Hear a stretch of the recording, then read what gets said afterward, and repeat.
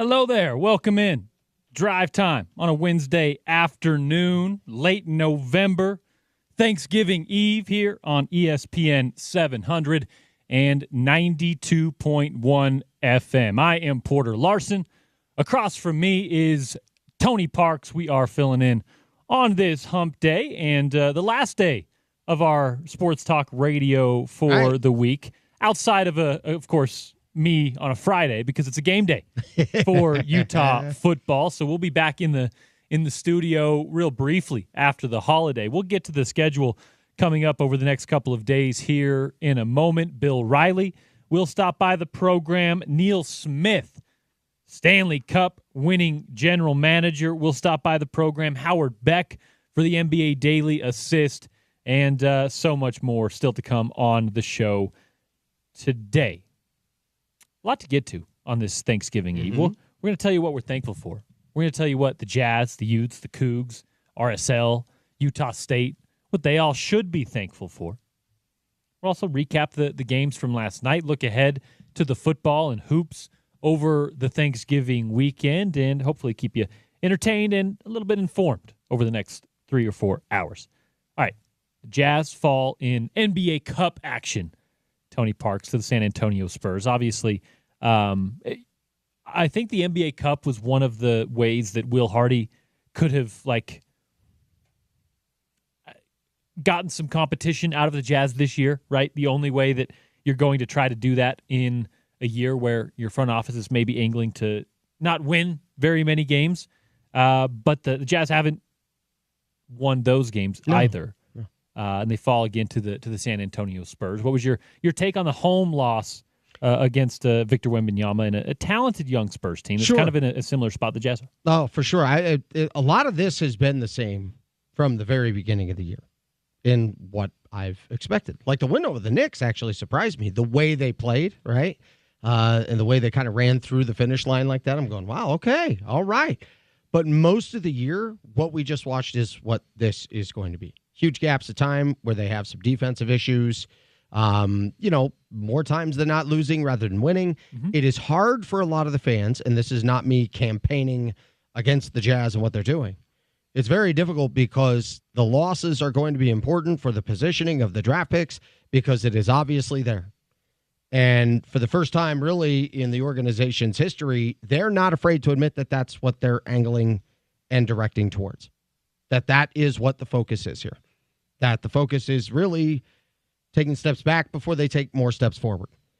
Now, in that 12-year window where the Boston Celtics win the championship, the first 4 years were not great. Then a number of good years contending, 2 championship caliber seasons in there, 1 NBA title. Right. It was a 12-year process. I'm not saying that's how long it's going to take. But what I am saying is they're still in the earlier part of that. So what I watched last night was very much another chapter of that episode. So then the discussion becomes, what are the things you become excited about with young talent? How do you accurately kind of gauge what's happening? Yesterday we were on with Tim McMahon, and I really wanted to get his thoughts a lot on that Houston situation because they've built a good defensive identity, and I know that Houston might be in a different part of this than Utah right now. But they built a great defensive identity to where he believes they're one good move away from being serious. Quickly, too. Yes. And I know that the Jazz and Rockets may not have the exact same game plan. But the one thing I do wonder about, Porter, is as you're wanting to piece together a situation where winning is far from the number one thing, as you're culturally building the right mindset, the right team, the right everything going forward, you are then going to have to take expense here with defensive identity and principles and accountability. That becomes an uphill climb because right now you have a number of young players who have agents who are not lost on what this is. And I'm not even being critical. I'm just saying while they're doing this, Porter, are you looking at that in any way as a analyst, fan, whatever, saying, okay, that is something I wish it would get better here? Right. Because in the Quinn Snyder situation, and I know it wasn't the same, I remember them losing 9 straight games at one point. And in those 9 straight losses, I'm talking to Gordon Hayward and Rudy Gobert. And the thought at the beginning of the year was that they would be better than what they had been the year before, but not a heck of a lot better. Well, they finished like 23-7 or something down the stretch. I'm probably wrong on that. No, I think it was that they were 18-7 in their last 25, something like that. It was a good finish. It was a great finish. But in those losses, I remember Gordon and Rudy telling me, no, we're building principles here. You can feel the growth. You can feel this and that. I'm curious on what that is, what it looks like, and how that's being measured in this current situation with the Jazz. Yeah, and I really do. Yeah. And it's fair to look around the league as well and watch San Antonio, watch Houston, watch teams that, while they are also in the rebuild process, and some of their young talent that they just drafted, Stephon Castle, Julian Champagne, Victor Wembanyama, you go to Houston as well, it's instantly showing on the floor. Now, you give the Jazz some space. Taylor Hendricks is injured. I know that really. That was probably the one that you're looking at is that example for the Jazz. But you're also looking at a Walker Kessler who, although he's been better in year 3, kind of had a down year 2. You're looking at a Keontae George who I'm still not sure we know what he is at the NBA level. I think that changes month to month, really. And I'm still wondering kind of what the Jazz young talent is, where you look around the league and some of the other teams have that already starting to take place, right?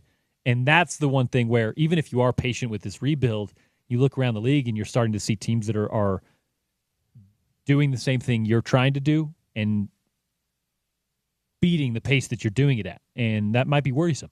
Where I give Danny draft capital, though, a lot of credit. Where I give Danny Ainge a lot of credit, and this is where he's obviously proven that he can have success with this type of method before. Where he deserves a ton of credit is he's able to say, I don't really care what's going on with everybody else. We're going to do this the way I know how to build it, and we're going to go with the patience and the timing and everything that it takes. So while these other teams, maybe one, let's say, as Tim McMahon said, Houston's one move away. Have your flash in the pan. Utah also has the luxury of being able to be more patient with that draft capital, with all of that. So they get the pick that they want this next year. That might speed that up. If they get the pick and a deal that's good and in place to speed it up. Danny's not afraid to speed up the process. He just won't overspend in that situation unless it was a surefire, rapid ascent. It wouldn't just be, hey, we could get better. What the heck? No, he's very... We saw that a few off seasons ago. He's not afraid to do that. Right. No, he's a brilliant guy. I mean, he deserves a ton of credit. But as I watch this, that is one thing I think culturally, that's another reason why, to my other point on this, I would actually like to see them extend Will Hardy. I know they picked up that year. I would like to see them extend longer term, you're saying? So he can absolutely see the fruits of the labor that go into, okay, guys, we got to defend, we got to this, we got to that, and many young players sitting around knowing what this is all about going, or what? Right. Or what? We know what this process is. So I need to go out, look out for what I need. I'm not saying they're all a bunch of selfish people. It's just very hard to be like, this is our culture, this is our identity. But if we don't win, that's kind of what we're trying to do here. It right now is a really unique thing for a coach. That's why I wish he had 2 more years even, so he could be like, well, yeah. And then when it's time for me to turn it up in that way and then start having an even more stringent level of accountability, he can do he can do that with some years in the future. And it's entirely fair because there's more than one way to do it in the NBA, right? As far as now, there's not that many ways. If you look around the league, Celtics, Lakers, they're winning a lot of titles. As much as we want parity, when you look around the league, it's really not that often when a team like San Antonio breaks through and finds that recipe, right? So, and it's been cool recently with like Milwaukee and Denver, right? Toronto. But yeah. But they also, including the draft capital, including timing all of their roster building correctly, they then hit a home run on a Kawhi Leonard, on a big free agent signing, drafting a Giannis Antetokounmpo. While the Jazz have had some good drafts so far, they haven't gotten a guy like Giannis, right? So those are the things that you have to look for the Jazz to take that next step in order to even sniff contention, sniff what is a really, really good top half of the Western Conference, because that's what you're going to have. Nikola Jokic isn't going anywhere. Luka Doncic isn't going anywhere. I look at the Clippers as an organization. I don't know what they're going to do with their current roster, but once that is figured out, and frankly, once it breaks down, they'll have a lot of space to do whatever they want roster-wise. The Phoenix Suns clearly have another window here, if healthy, as do the Warriors. So if you're the Jazz, you're looking at the long game, like you were saying, and that's not a bad thing. But you also want to see things, flashes, during this stretch that we know is going to be tough, Tony. You want to see, even for me, it's out of bounds plays from Will Hardy. It's the coming out of a timeout, what the team does and looks like, right? It's situational basketball. And then it's individual things that stand out, that jump off the page to me. That's what we're looking for this year. I haven't seen a lot of it this year so far, but there has been injuries. There has been, things keeping the Jazz from that. You get Lauri Markkanen back. That's a big piece.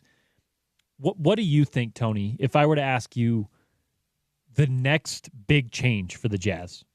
What does that look like? Is it before the trade deadline we see them move off of a piece here, or do you? The next big move, unless it was flushing out like they did the last 2 years. Right. Why do you think this year they won't do that? They're not overperforming. They're kind of performing at, right? They're content with what's going on at the moment. Because they're contending for the inverted standings. the number one pick. Right. And then that's, it's not a slight to them. That's what they're competing for, what they're 2 games up right now over the Washington Wizards, if you will. So right now, I don't know if that's it. I think it definitely could end up happening, when it comes to draft time. Let's say they are one spot away from the guy that Danny believes is that home run selection. And they have, 13 first-round Yeah, right. So how about we give you one of these and we swap picks, whatever it ends up being. Here's what I know with Danny. When it's the guy that he absolutely believes significantly ascends this team and moves them where he knows they can get without skipping the steps, he will do what it takes. And I think that's what makes him really, really smart. You don't even have to agree or like that he's doing it. But there's a proven track record there. A lot of times people don't. The Celtics just held up to Larry O'Brien. I know he wasn't the GM currently at the time, but he built it. He built it like that. He's the guy who made the trades. He did it the other way with Boston. And built the roster that allowed that rebuild to be possible. So the whole concept of this, when I watch Danny, I'm not like, I'll defend any move they make. I wasn't that way with Dennis Lindsey. I felt like Dennis Lindsey was one really good move away. I really felt like that, like his method was working.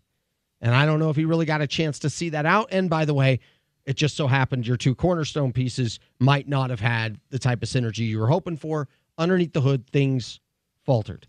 There's a part of this you can't control, and you have to be okay with that. So I don't think Dennis Lindsey's approach was really bad. I really don't. Even if I disagreed with the Trey Lyles draft pick. Okay, fine. But there's stuff with Danny Ainge. He does not need to bat 1,000. Reggie Jackson didn't bat 1,000. What Danny Ainge needs to do is do what Reggie Jackson did. You're going to strike out on a draft pick here and there. But he's got enough room for error that far enough times he's going to barrel that ball right up, and it's going to go flying over the wall.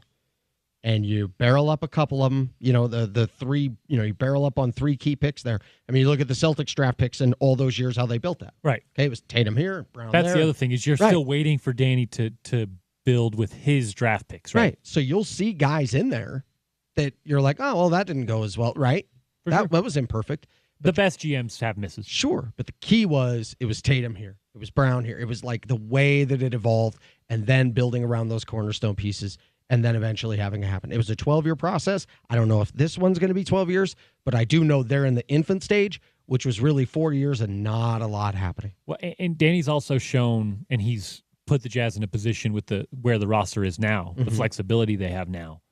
He's shown 2 different ways of building a roster. Doing it in Boston's different than doing it in Salt Lake. We can talk about that all we want.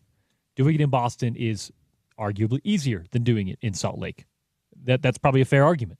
You have more resource. You have more access to coaches that probably have interest. You have, it's the Boston Celtics. I don't need to explain why that may be more advantageous to getting free agents there than to Salt Lake, right? So he's not only shown that he can do it through the draft, but Tony, if you don't remember, he didn't draft Kevin Garnett. He didn't draft Paul Pierce. No. He didn't draft Ray Allen. Ray Allen. I don't think he drafted Rondo, but he had a huge part in tying them all together, keeping them on that one roster and timing it out so that they had a 2-3 year window to win a championship. And they went and did that. And then, of course, we talked about it. He was the cornerstone on what was the next rebuild. He drafted Jason Tatum, Jaylen Brown, went through the acquisition of Al Horford and a bunch of other pieces that ultimately got them to the promised land once again, although he had moved on to the Jazz by that point with the Boston Celtics. But that's the other part, is that he's done it different ways. Yeah. And with the Jazz now, with how many draft assets they have acquired, with the way that you hear Danny and Justin Zanuck talk about this, right, about this rebuild, something strikes me that they don't necessarily plan to just draft their guys and do it the slow way. If there is a star that is disgruntled across the league, if there is a contract situation that is between an all-star type player and his team that is not working out, keep your eye on the Utah Jazz, because those guys have outwardly talked about the fact that they are open to doing it in multiple different ways, and they have the draft capital, they have the assets to do it. And he also, when it's built to be great for a while. I mean, that group there when making the trades, right, that was really a 4-year, 5-ish year window, but you had aging veterans. You were cashing in for one. When he built it this way, okay, it took 12 years before a title, but let's not look away. The last decade. 4 years, they've been a contender, right? And we're in the finals a couple of years ago. And to your point, how long now the next 10 years, who knows how long. So he built it to where it would eventually contend and then be right there in the thick of things for a very long time. And if the Jazz, like in the Stockton and Malone era, they had a huge window where they were at very least light contenders. Mm-hmm. And then I'd say 6 years they were legit contenders, including one where some could say they were a favorite. So that's what was nice, is that window was that window. Chances are really, really good. You build it to have that kind of window, you're going to hit on a big, big year where, say, you take the Larry O'Brien. So that he's really great with knowing how to build it so it can last a long, long time. Certainly. And I see him doing something similar he did with Boston, even if it's not the same market, same place. Our draft picks, our guys, our culture, our situation, quickly to adapt to something that's not working, appropriately spend for something that can ascend the situation quicker, but not going to go break the bank over it, and simply, methodically move this organization to the point where it plays at championship caliber level and is built to do that for a very long time. I mean, even in that, they had the Ime Udoka issue, right, where they had to pivot from that. But still, they had everything intact in a good spot where it could be great. Brad Stevens, they had to move on from him. Yeah. Look at what was under Danny Ainge in Boston. It was Brad Stevens. It was Ime Udoka. It was Joe Mazzulla, Will Hardy. Clearly, there's something going right in that organization. If all of these guys are getting head coaching jobs, all of these guys are going on to have success elsewhere. Yeah, they're great. Udoka's, obviously, his issues were not coaching related. He was phenomenal on the floor as well. Was well on his way to a title of his own. That's just something that you can't ignore when you're talking about Danny Ainge. Not just the players he's drafting, the people he's putting in the locker rooms, the people he's putting in place around him. Okay, if I were to ask you one thing, zero down to one thing, Jazz world should be thankful for going into this Thanksgiving, what is it? You have people in the front office that are proven and capable to get you to your ultimate dream. And it's going to take patience, and none of us want that. And it's going to take something you're not used to, which this current last couple of years you're not used to, and you're not used to what you watched last night. I'm not saying you have to like it. I'm not saying you have to prefer this. I'm not even saying you have to buy season tickets. I'm not even saying you have to watch the games. I've told fans, I will never tell you you are a bad fan for saying, okay, I get what you're doing. Yeah, just call me when you're ready to, start moving this thing the right way. Like, I got it. I'll be patient, but I want to go do something else. Like, you're not a bad fan for that. On top of that, you should be very thankful that if this is your situation, there are many other organizations out there in all the sports who are far from having a person in your front office that knows how to do this the right way, that made all the moves early to set it up for what it is, to give you that chance to do it. The people, then. Yeah. That's what they You should actually be very grateful for, Ryan Smith's hires as of late. Well, hey.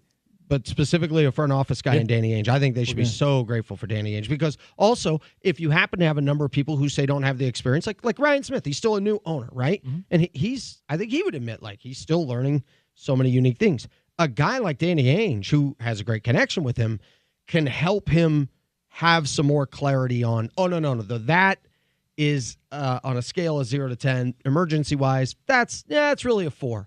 And then something else, he could be like, no, that's an 8.2.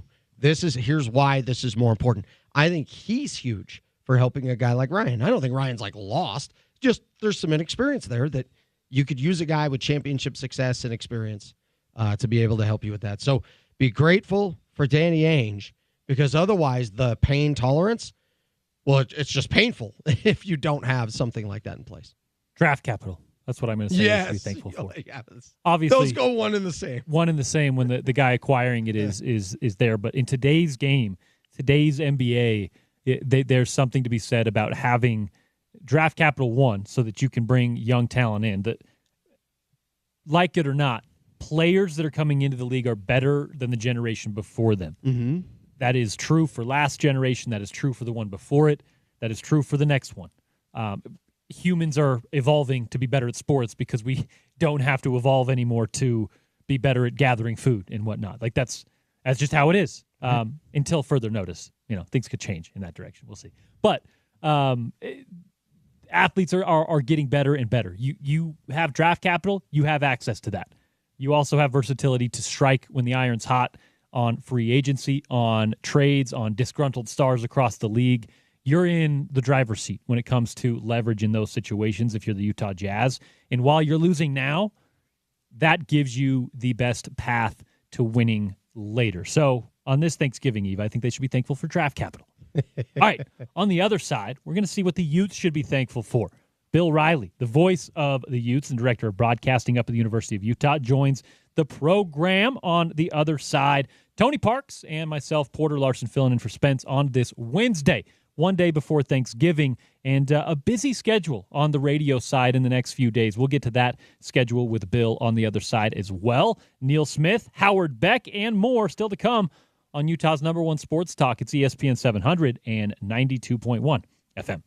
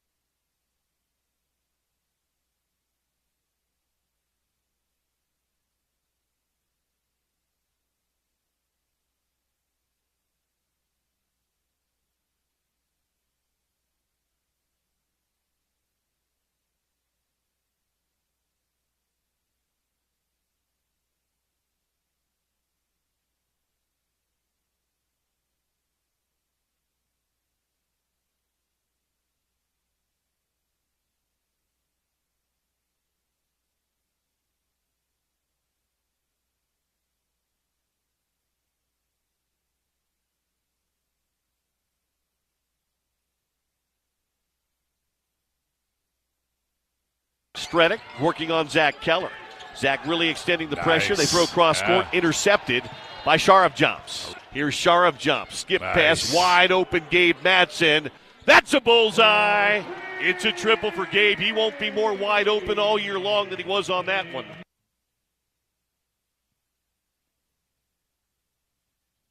That was the voice of the Utes, Bill Riley, on the call, the Utes Sports Radio Network, and of course right here on ESPN 700 and 92.1 FM. You can hear Bill on the broadcast for each and every one of the Utah men's basketball games, of course Utah football, and more. Joining us to preview the Thanksgiving weekend of football and more, it is the voice of the Utes, one Bill Riley. I presume live from somewhere in Salt Lake City, possibly on campus. Bill, how are you, friend? I'm at my office, Porter. I'm great. I haven't been to your office yet. What's up with that? Where are you? At the Huntsman Center? I'm at the Huntsman Center. Have you been up to the Huntsman Center? I have. I just haven't been to the Bill Riley graced Huntsman Center since obviously I've been there, just not to your digs. We'll make that happen. Appreciate you for joining us on this Wednesday.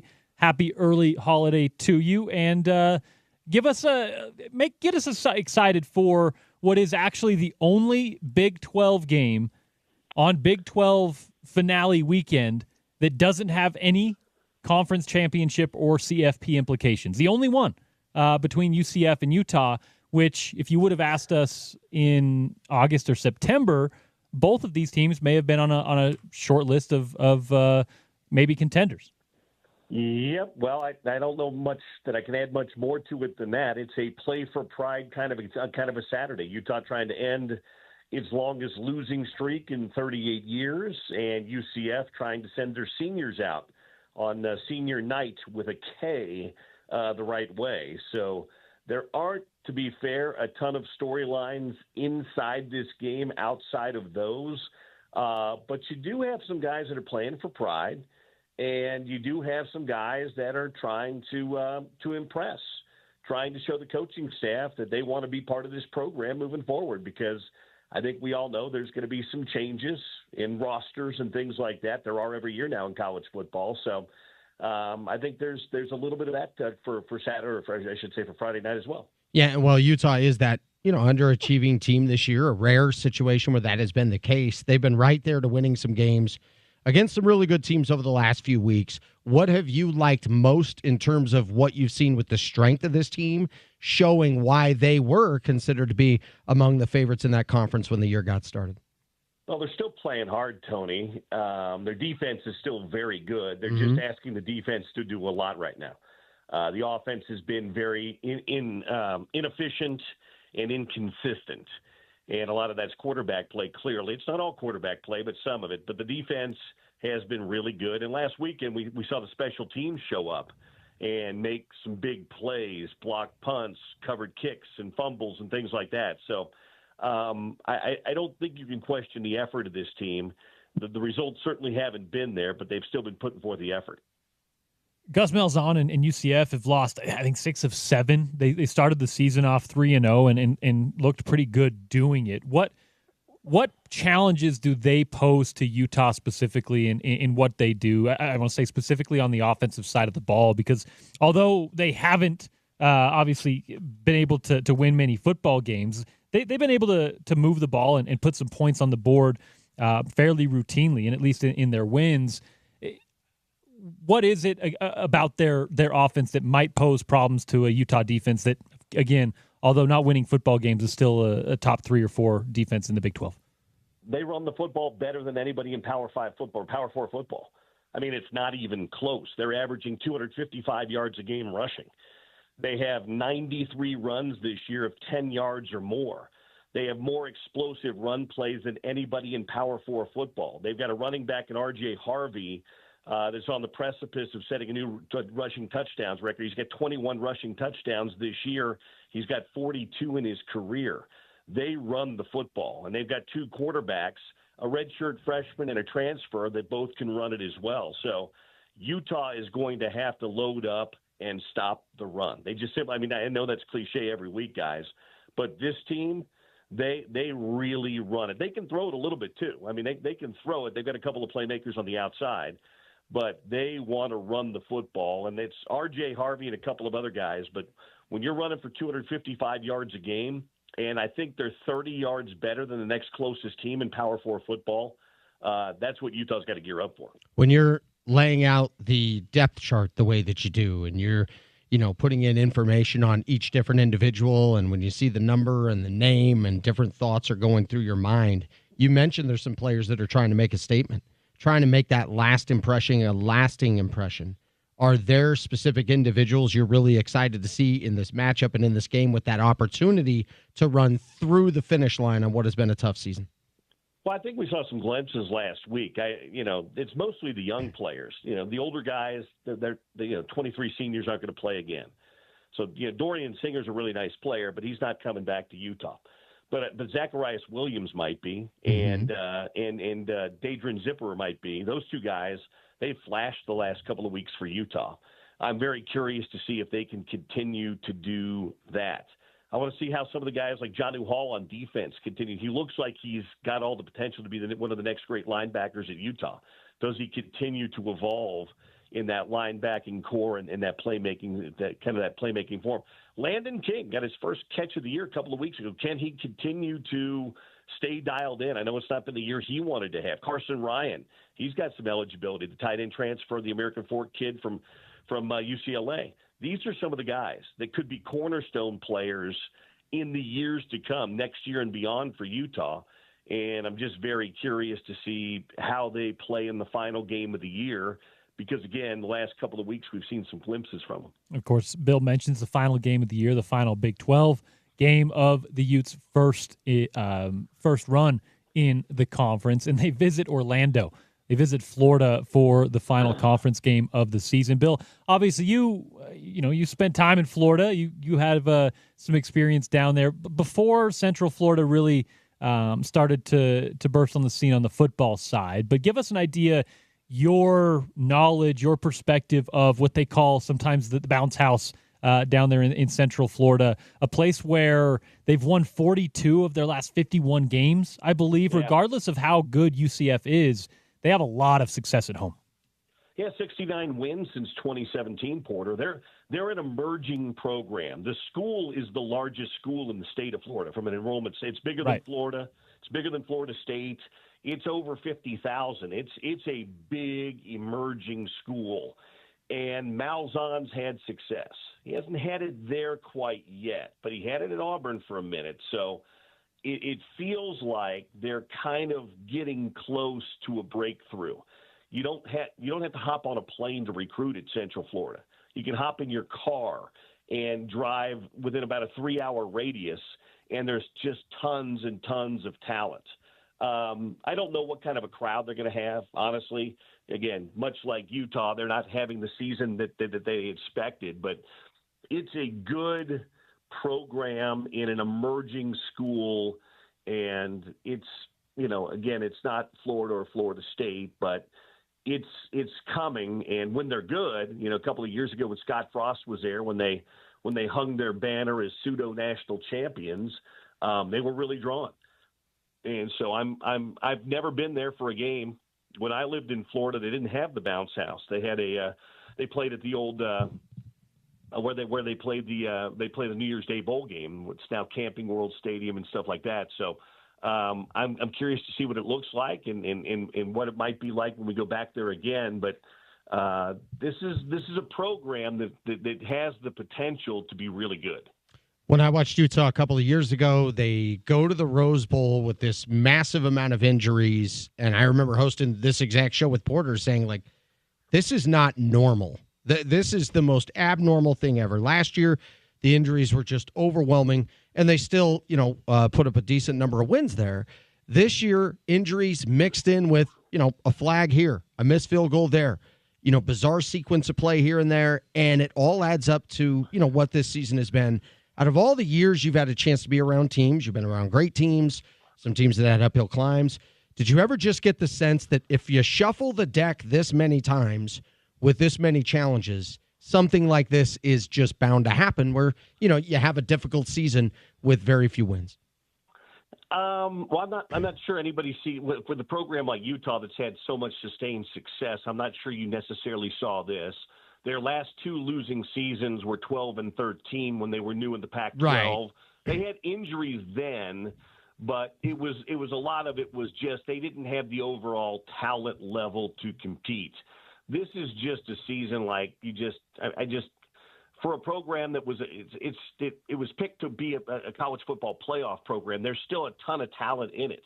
It's bad quarterback play or inconsistent quarterback play and injuries at the quarterback position teamed up with just a gazillion injuries and attrition. And, you mentioned the flags and calls. Well, I'm a big believer that good teams that play well, you kind of create your own fortune sometimes. Mm-hmm. When you're just off it a little bit, sometimes those bounces don't go your way. But I don't think that this is something that you say, yeah, this happens every now and again. This is a historically bad year for the University of Utah. They just haven't had this kind of a season in a long, long time. So I don't think it was expected, or you say this could happen every now and again. I hope that it's just one of those one-off seasons. Right. And, yeah. Then you get that bounce back. You make the adjustments you need to make this off season. You bring in the players you need to bring in, and all of a sudden you're back in. I think if we learned anything this year, it's that the Big 12 is a really competitive league, but there's not a dominant program in this league. And I don't look forward into the future next year and see anybody emerging as a dominant program. Shoot, even if Utah was going to win the league this year, guys, I didn't think that they were going to run away and hide with it. I thought Kansas State would be very good. I thought Oklahoma State's probably been as big a mystery and a disappointment this year as Utah has been because they were picked second or third in the league. But my point is, I see a lot of programs that are very good right now and some that could get a little bit better. But I don't see anybody just breaking away from the pack and becoming a dominant program. So the foundation's still there for Utah. They have to make some changes, certainly from a personnel standpoint on the roster. But I don't think if they have a good off season, they're very far away from being back if they make those right decisions and right calls. Yeah. Does that make sense? Yeah. Oh, absolutely. And there's obviously a long-term discussion we're talking about with Utah, obviously with Witt and Scally in that conversation. Sure. That'll be had when Kyle makes his decision and we know what that holds. But in the short term, Bill, you mentioned the things that they have to address in the offseason. Well, the quickest thing that you can address and the quickest recipe to get back on track is on the quarterback room and in the quarterback room front. Where do you see that as of today, and where do you see that going for the Utes? Obviously, Cam Rising and his decision on a future is still TBD. And then when we talk about the new landscape of college football, Bill, this might be something the Utes have to start to address literally on Friday night with how quickly things start to turn once your season ends in this landscape of college football. Well, I think that you're putting out feelers right now, but I think the one thing that you have to address, though, is the offensive coordinator. Right. It's going to be hard to get a kid to commit to your program if he doesn't know what your offense is going to look like. Mm-hmm. Does that make sense? 100%. I mean, you have to figure, and I think that they've been working on that probably since the day that Andy Ludwig stepped aside. That would be my guess. And so we'll see what happens. But obviously, you're going to put out feelers. You're going to know who's going to be in the portal. You're doing that. You're seeing a bunch of names. But to me, you figure out your offensive coordinator spot, and then that offensive coordinator works in conjunction with the head coach to try to find a quarterback that fits his system well. In the best of worlds, maybe you find yourself an offensive coordinator that's bringing a quarterback along with them. We've seen that happen before in college football, or knows somebody that is, that they want to bring along with them as well. But I think before you can figure out the quarterback position moving forward at Utah, you have to figure out the guy that's going to be coaching and developing that quarterback. That's your offensive coordinator. What has surprised you the most in your experience of having the broadcaster seat during this year? Because as you go chapter to chapter, I mean, you're really absorbed completely in each and every play and each and every day of preparation. As you kind of reflect on this, what surprised you the most during this experience? That they're in the same position they were a year ago when Cam Rising didn't play. That they are struggling again in back-to-back years at the quarterback spot. That's the part that's been so. And the fact that they're down to maybe the most surprising thing of them all is that they're playing their fifth string quarterback in the final game of the season as they did a year ago. You know, you had last year was Cam Rising, and it was Bryson Barnes, and it was Brandon Rose who got hurt and really was never able to be there. And then, you know, Luke Batari starts against Colorado and finds a way to win. Well, this year it's Cam Rising, and then it's Isaac Wilson, then it's Brandon Rose, and you know we never got to see Sam Heward because he got hurt during practice, and so now your fifth quarterback is Luke Batari again. It's just I can't even imagine. And again, I wish somebody, maybe ESPN or Elias or somebody's got it, but I can't imagine a program, a D1 program, in back-to-back seasons being down to their fifth-string quarterback starting in their final game in back-to-back seasons. You couldn't imagine it, but that's where we are. Yeah. And injuries and attrition have kind of led to this. Well, and yeah, if you would have asked a Utah fan, Bill, in 2023, hey, we're going to be, next year, we're going to be down to Luke Batari as the starter versus Colorado on senior night again, you probably would have, recoiled. But then at the same time, you fast forward to 2024, you probably would have welcomed the sight of Bryson Barnes in your locker room. The fact that you had to flip that 180 so far back in the other direction is just a testament to how weird this 2 years has been for Utah. When we're talking about the quarterback room, Bill, you mentioned it. Injuries have a huge part to do in this. Isaac Wilson, although he wasn't quite ready for a lot of the offense, it seems, he also dealt with some injuries. But the other part of this, Bill, is getting a quarterback in your room that is going to be willing to sit and not play when in today's college football, he might be able to get paid to go play at a lower level, or he might get an NIL deal to a bigger school where he's going to go and be the backup. There's more complications here, and I wonder how you think Utah needs to address this going forward in what is, again, a different reality of the sport. Well, I mean, they had that this year. Brandon Rose has been here for 3 years. Right. I mean, Brandon Rose probably could have gone somewhere else. I think you can find that. You know, my hope is I think Isaac Wilson still's got a future. I do. I mean, to be fair, I know he's been a scapegoat for some of this stuff. He has been beat up this year. And he's an 18-year-old freshman. Dominic Raiola, the guy at Nebraska, who was supposed to be, Patrick Mahomes. He's wearing 15 and he throws sidearm. He's been average at best this year. Nebraska might miss going to a bowl game again, but they looked gangbusters early. And this guy was the number one quarterback in the country. And you know what he is? He's a true freshman. It's just really, really hard. And remember, it's one thing. I mean, Raiola was different because they knew he was going to be the guy all through fall camp. Isaac wasn't that guy. I mean, Isaac might have been better had he been the guy going all through fall camp, but that was Cam. So, sure, he didn't make the improvement I think a lot of people wanted to see him make. But, yeah, he dealt with some injuries. He's a tough kid, but he's also a true freshman. So my hope is that Isaac chooses to come back. And maybe he gets to sit for a year behind a quarterback. We don't know in this day and age. Or maybe Brandon Rose comes back, or maybe they both come back, because there is some there's some wisdom in being old like I am, and look down through the years at great quarterback play. Most of those guys sat for a year or two or three before they got their chance. And then they were a starter for 1 or 2 years, and then they moved along. There was always that pecking order. We're in a different world today. I get it. I understand. Same thing in the NFL. They plug these rookies in immediately. But I think, if it's possible, you'd like to get back to that, especially at the most important position on the field, because it's just so hard as a youngster without a lot of experience to come in and have a great deal of success right away.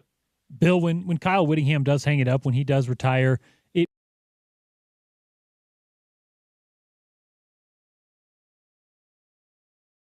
football staff. We know this, but you don't think he's going to do a TikTok video, Porter? I don't think he's going to do anything with his Harley or any announcement there. We'll get a Sunday afternoon oddly timed email, and that'll be the end of it. We'll get a press conference as well. But I want to ask how you are kind of following the head ball coach, or maybe just how you're consuming this weekend, knowing that whether it's this year or next, there is talk of Kyle Whittingham and possibly the swan song of his career, whether it is this year, next, or even a few in the future.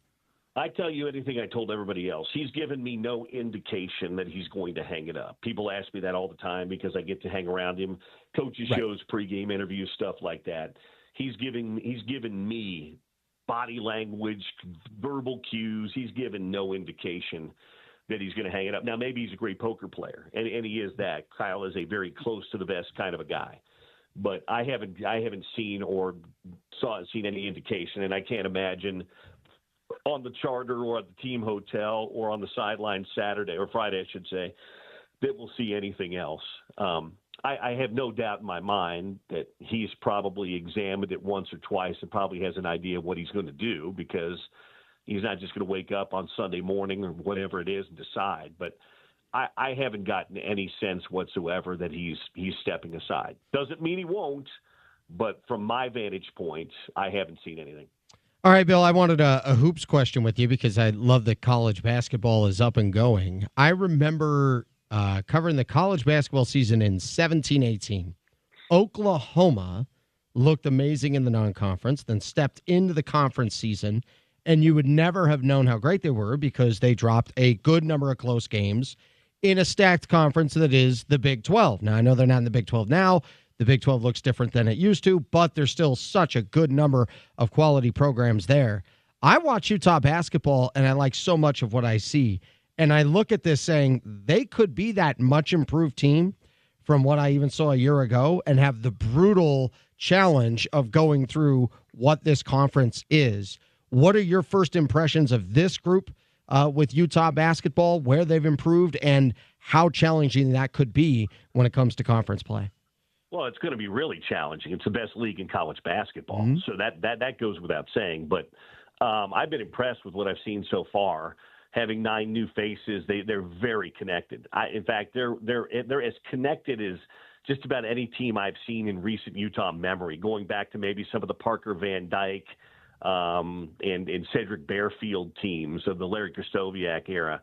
I like what I see. I think they've got good leadership. They're good at point guard with Miro Little and Mike Sharp-Jomps. They've got shooters all over the floor. Last night they finally got their big guys back, and Lawson Lovering, he's just having a 7-footer on the floor helps, but having a 7-footer on the floor who communicates, can play defense and rebound, it's been fantastic. So I think that's going to help a ton. I don't know what the conference season is going to look like, but I've said this to a lot of people. I am really, really, really confident they're going to outperform their preseason pick. Love it. I just it's not hard to do that. You finished 15 and you've outperformed it. But that being said, I like what they have here. They've got a bench. They've got guys they can bring in off the bench. And again, there's something to be said in this day and age, especially where you've got so many new guys and NIL. This team, they're very well connected, and they seem to like each other, and they hang out together and all that stuff. And it's been fun watching them. I know the competition necessarily hasn't been great. Saturday will be a little bit better. Eastern Washington's not bad. They'll be in here on Saturday afternoon. But, they went toe-to-toe with Mississippi State down in Mississippi, who's a middle-of-the-pack SEC team, has been to the NCAAs the last couple of years. But it's a fun brand of basketball because even with Lawson Lovering back, they're going to play a lot of times. You're going to see 4 guards and 4 shooters on the floor. And they're going to get up and down, and they've got a little bit of bite and toughness. Guys like Madsen and Erickson, they get a little dog in them. So I think this team's a fun team. And I know in recent years people have said, and they see the preseason picks. I would tell people, come out and watch them. Yeah. Because I think they're fun to watch, and they're going to continue to play that brand of basketball. It's, to quote Larry Krystkowiak, he used to like to say the price of poker goes up. Yeah, the price of poker is going to go up quite a bit when the Big 12 begins. But if you play hard on a night-in and night-out basis, and you've got guys that can shoot, and Utah's got a bunch of them, you're going to surprise some people. So I think it's going to be fun. I think it's going to be a fun season for Utah basketball. Bill, as you mentioned it there, Utah basketball taking on Eastern Washington. That's a Saturday matchup, 2:30 pregame, 3 p.m. the tip. Utah football on a Friday. Give the folks an idea of what to listen in for on the station and with the voice of the Utes over the course of the next week. And what else is on your radar as Thanksgiving approaches?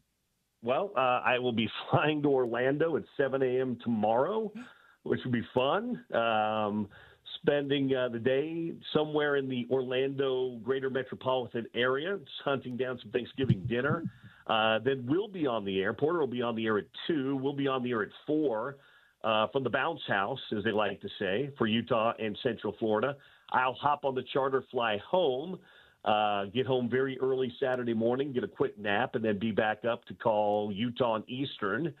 And then volleyball has their selection show on Sunday, which I'll be emceeing. It's not on the air, but the selection show, and Utah's in a very good position to host the first and second round of NCAA volleyball.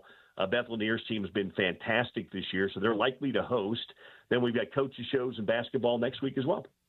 Bill Riley, the always busy voice of the Utes, but not too busy to make time for his former family here at ESPN 700. Thanks, Bill. Not former family. I'm still in the family. Don't you excommunicate me, Larson. You're our stepbrother, Billy. All right. Talk to you later. See ya. Thanks, Bill. Always appreciate his time. Voice of the Utes, Great, one of the best man. in the biz, and of course on the call for Utah and Central Florida on this afternoon Friday matchup. It's I like that he talks about obviously exceeding the preseason expectation. 15th, I know, is way down. I watched them. I'm like, that's not the 15th team in the conference. They're better than that. What's crazy about that conference is you can finish 9th or 10th and really look or be a much better team than that. I remember it was Trae Young in Oklahoma, and people were like, why do you give them so much credit? And I'm like, they literally just lost 3 one-possession games against these other teams, and these teams could be in the Final Four. Like, I'm not saying that's what's going to happen with Utah. That conference can make a team look worse than they are. I'm excited for the newcomers they've had with that program. Craig Smith, I think, does have this thing moving very well, very forward. It's going to be unique to see, how they compete against some of the best, but also the middle of that conference as the year goes. Right, I'm with you. I think moving in the right direction. I believe that Craig Smith is a really good basketball coach. You see it in the numbers, right? Every year, oh yeah, especially before they get into the meat of the schedule. Craig Smith's teams are always like top in the country in points off assists. Right, they're really good at not turning the ball over. They're good at creating havoc. You rarely have a player that's like leading the country in scoring or standing out that much, but you always have with Craig Smith's teams these very consistent standout strengths. The front court is one of them. His centers and power forwards expected output and production is always far above the pace of what it should be, and you can see that with the guys he's put in the league and the guys that he's had. I expect that to continue, but I also, wonder and do look at how patient are Utah fans, how patient are people at the University of Utah going into what is sure to be, regardless of how improved they are and how fun that team is, what is bound to be a really, really difficult Big 12 conference, not only for this year, but for years to come. Mm-hmm. It's a fair question. Uphill climb, man. They already have, they have 5-6 teams in the top 25 right now? Yeah. But I would say they probably have, 8 or 9 that are top 25 caliber. I mean, right there. Bill Riley, today, the voice of the Utes, brought to you by our friends at Big O Tires. Their Black Friday sale ends December 1st. You buy 3, get 1 free on Big O brand tires and select sets of Nito, Nexen, National, Cooper, and they've got a $99 tip-top healthy car special. Includes a full synthetic oil change, wiper blade replacements, tire checks, and more. $60 off Michelin and BFG Goodrich products, and $100 instant savings on Michelin tires when you head into Big O Tires before their Black Friday sale ends on December 1st. Check locations at bigotires.com and find a Big O Tires near you. Back on the other side, the NHL wraparound with our guy Neil Smith, the former NHL GM, the Stanley Cup champ, joins us each and every week. We talk a little hockey on the other side with Neil, right here on Utah's #1 sports talk. Porter Larson, Tony Parks filling in for Spence on a Wednesday on ESPN 700 and 92.1 FM.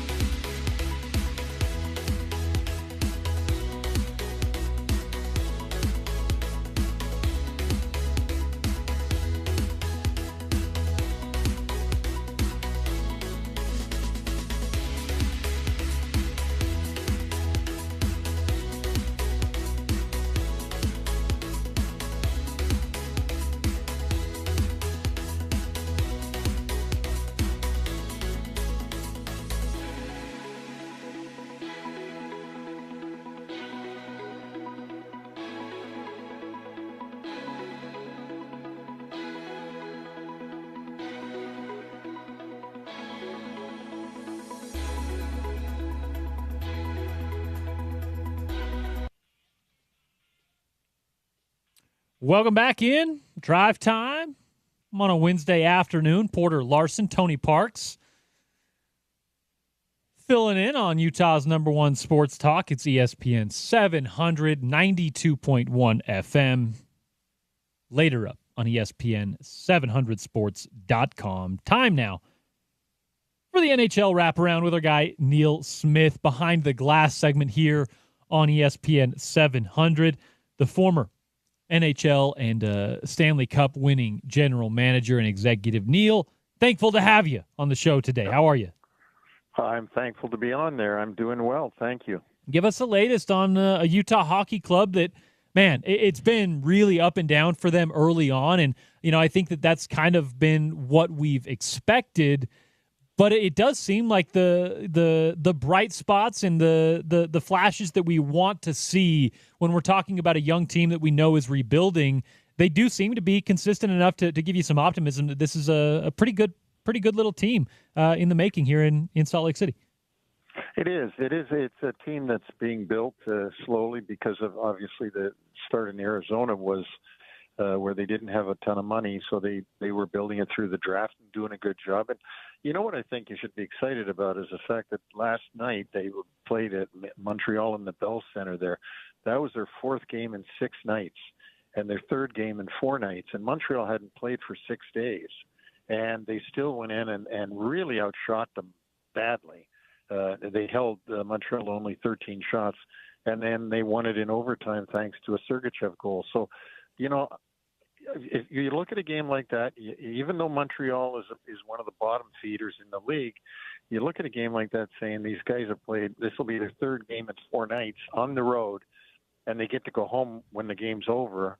And you would think you wouldn't see as good an effort as you saw last night. So I think that's a real bright spot for the organization. All right, now, did you give them the heads up about the Santa Claus event that caused all the traffic and made them walk to the game? They're in Toronto. You're a Toronto guy. Obviously, that was a strange situation that they had to face. But, unique things can definitely happen out there on the road. When you watch the way that they are playing and all, when they go 3 lines deep and the kind of quality play and the consistency that they're building and the culture that they're trying to instill, what are some of the things you really like if from, let's say, a GM's perspective, if you were to evaluate the crew as a whole?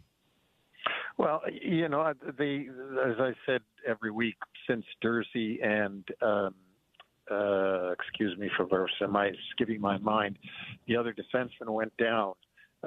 They have obviously been lacking on defense, and they've got everybody has to make up for that to make a team very disciplined. The one thing that I think that they got to work on, and this may be because they're a young team, is their discipline.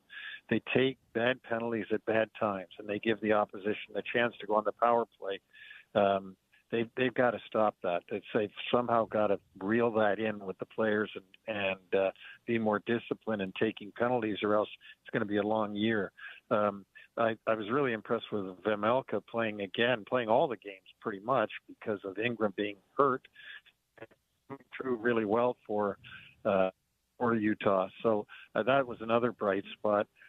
Keller's always a bright spot, the captain, and of course Gunther is scoring, like crazy. He's always a threat every time he's on the ice. So I think those are the bright spots.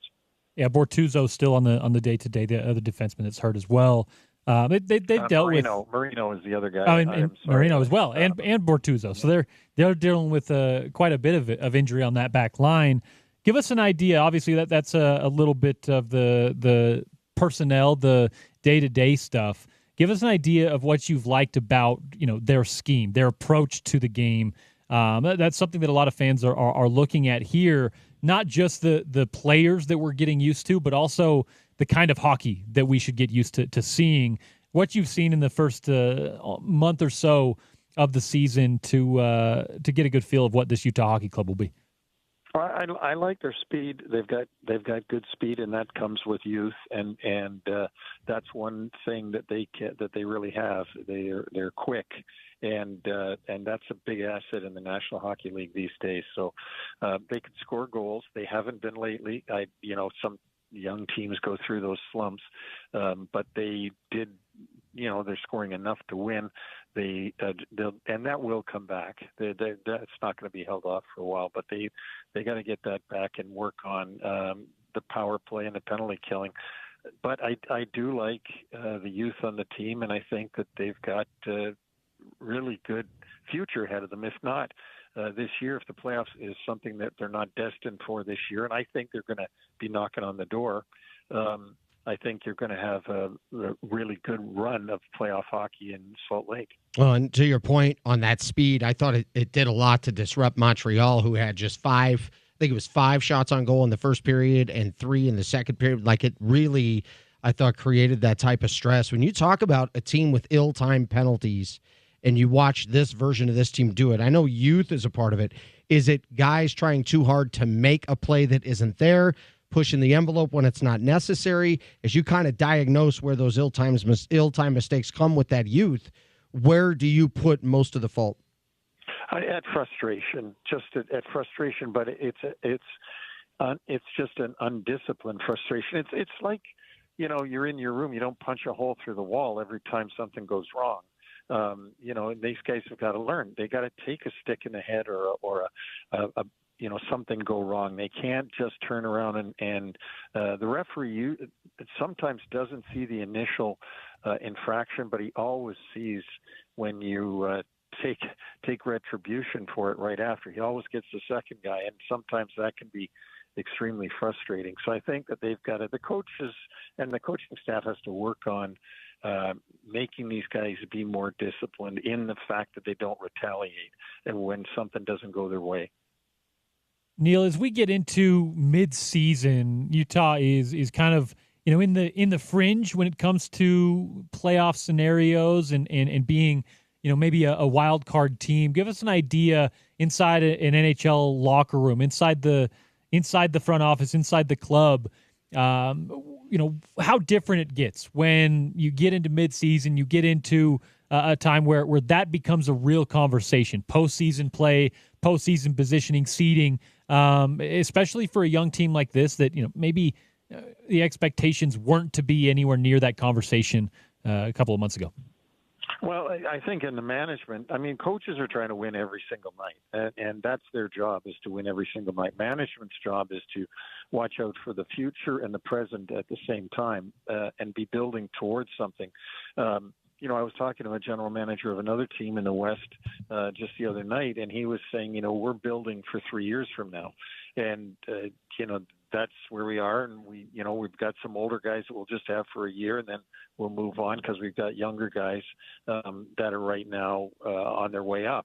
So I think that management has to see what is their plan.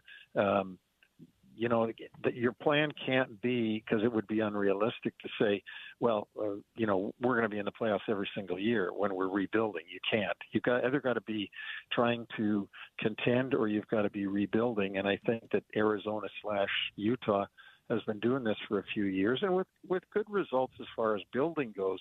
It's going to be time soon, though, to that those things all mature into hopefully what is a playoff team, and then down the road from that, a contending team.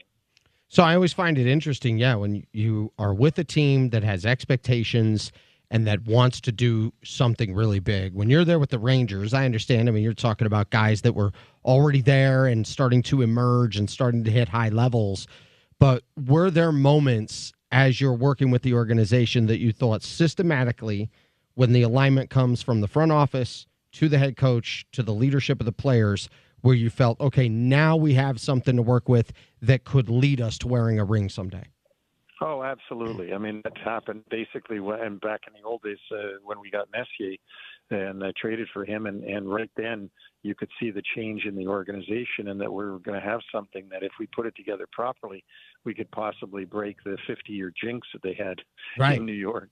But no, you do get to that point where you see the window is open. And you've got to manage. That's management's job. The manager's job is to recognize when that window is open and how long is it going to stay open, meaning years, because your players are maturing and what is the age of your team. So there's a definite feeling when things are, you're on the cusp of something special. So to that, with where this team is now in this part of the process, and you talk about discipline, talk about young players learning how to win by not making those ill-timed mistakes, as much as you can voice it, is it just simply a matter that they have to learn through losing before finally turning that page? And did you have teams that had to learn that the hard way while you were sitting there as a person in a front office? Oh, absolutely. And I mean, you can watch it in other places in the league. I mean, the teams that have been good over a long period of time were bad for a long period of time. And then that's how they got all the young players, the draft picks, they developed players and because they were bad. So I don't know, you guys are too young to remember the Fram oil filter ads, but the guy used to say on the commercial, either pay me now or pay me later, meaning that these oil filters are expensive, but they're going to save your car. And it's the same thing with this. It's, the Pittsburgh Penguins, for example, are now down. Obviously, they're horrid this year, but they were to make those great 2016, 2017 teams. They had to be bad for a while. You've seen when Chicago won those 3 cups, they were bad before that for a decade. And the same thing with Toronto Maple Leafs. They haven't won a cup yet, but they're one of the top teams in the league. Why? Because they were bad for so long and ended up with real high picks and did a good job on picking the right guys. So it's just a matter of timing. And with 32 teams, you got to just strategically and methodically go along and try to develop the organization as best you can. Well, what's hard with Pittsburgh right now is I don't know if they really know where to start, because it's been the third year in a row, right, where, I mean, there's so much misaligned with what's going on with that team, and I don't even know if there's a real discussion on where the answers begin with how surprising that has been. Oh, it's a disaster. I don't know what the plan is. I've said this many times. I always look for a plan with a team to see if I can figure it out. You can't figure it out in Pittsburgh. They got 4 Hall of Famers on the team: Crosby, Malkin, Letang, Carlson, and yet they lose every night, and they lose by big scores, and they lose at home. And the one thing I know about Pittsburgh, it's not New York, it's not Toronto. If they start losing badly, that building will be, half empty. Because it was in their rebuilding days. So I don't know. I don't know what their plan is, but you can't win and rebuild at the same time. Mm-hmm. Everybody knows that. Speaking of plans, Neil, if you are looking at the Utah Hockey Club and their plan is going according to plan, what is the next step? What's the next move? Whether it's a trade, whether it's taking a swing at an off-season free agent. Where do you see the next window for them to take a genuine step forward? Not just a marginal move with a young rookie or something of the like, but a genuine roster changing type situation where Utah can advance in the standings. I think the first week of July, you'll see what Doug Armstrong, I always call him that, Bill Armstrong and the organization does, and whether they decide that it's time to spend money and bring in older players that are star players if they can, the way Nashville did this year, and I know that's not working out at all. Right. But you'll know in that first week where they think they are and what they're going to do, and that's a question for ownership and management as to, again, when do they see the window opening for them, and is it unrealistic to put a guy on that team it's not worth the expense and it's not worth taking the playing time away from a young player at this particular stage of the building process? Yeah, I think I'm with you there. You will have a good idea the first week of July, the first week of the offseason, where Utah thinks they are, right? It'll give you a good survey on where they think they are based on, the age, the situation of the players that they are discussing contracts with and trying to bring in. And if they start at the draft, if they start trading draft picks, which I don't think they will, but if they did, that would be for players to get, beef up the team, and the same thing in that first week of free agency. You'll see where they think they are. And the only thing I can say is, and I've said this on every show, I think, Porter, is stick with the plan. Stick with the plan. Whatever your plan is, and I mean, obviously, I can't read the plan, but I could think it's through rebuilding through young players and draft picks. Stick with the plan. Don't go off in a different direction because you're getting too itchy. You got to stay with the plan. In the NHL, that's the only way you build. Well, and you mentioned coaches want to win every night. You understand that each and every single thing, every piece is so important. How often would you have communication with a head coach, and what would be kind of your recent conversation with Andre? What would be the biggest message you'd want to him? I would just keep being positive and positive reinforcement. Talk to him about the players. Talk to him about the penalties. Talk to him about the goaltending. Naturally about the injuries, but he's your guy, and you got to be giving positive reinforcement that he's doing a good job and that you're with him, and that because that's your guy, and you can't coach a team from up in the press box, and so whoever your coach is, give them, try to be positive with them and give them positive reinforcement. It's a tough job. Those guys get there early in the morning and don't leave till late at night, and it's a very tough job.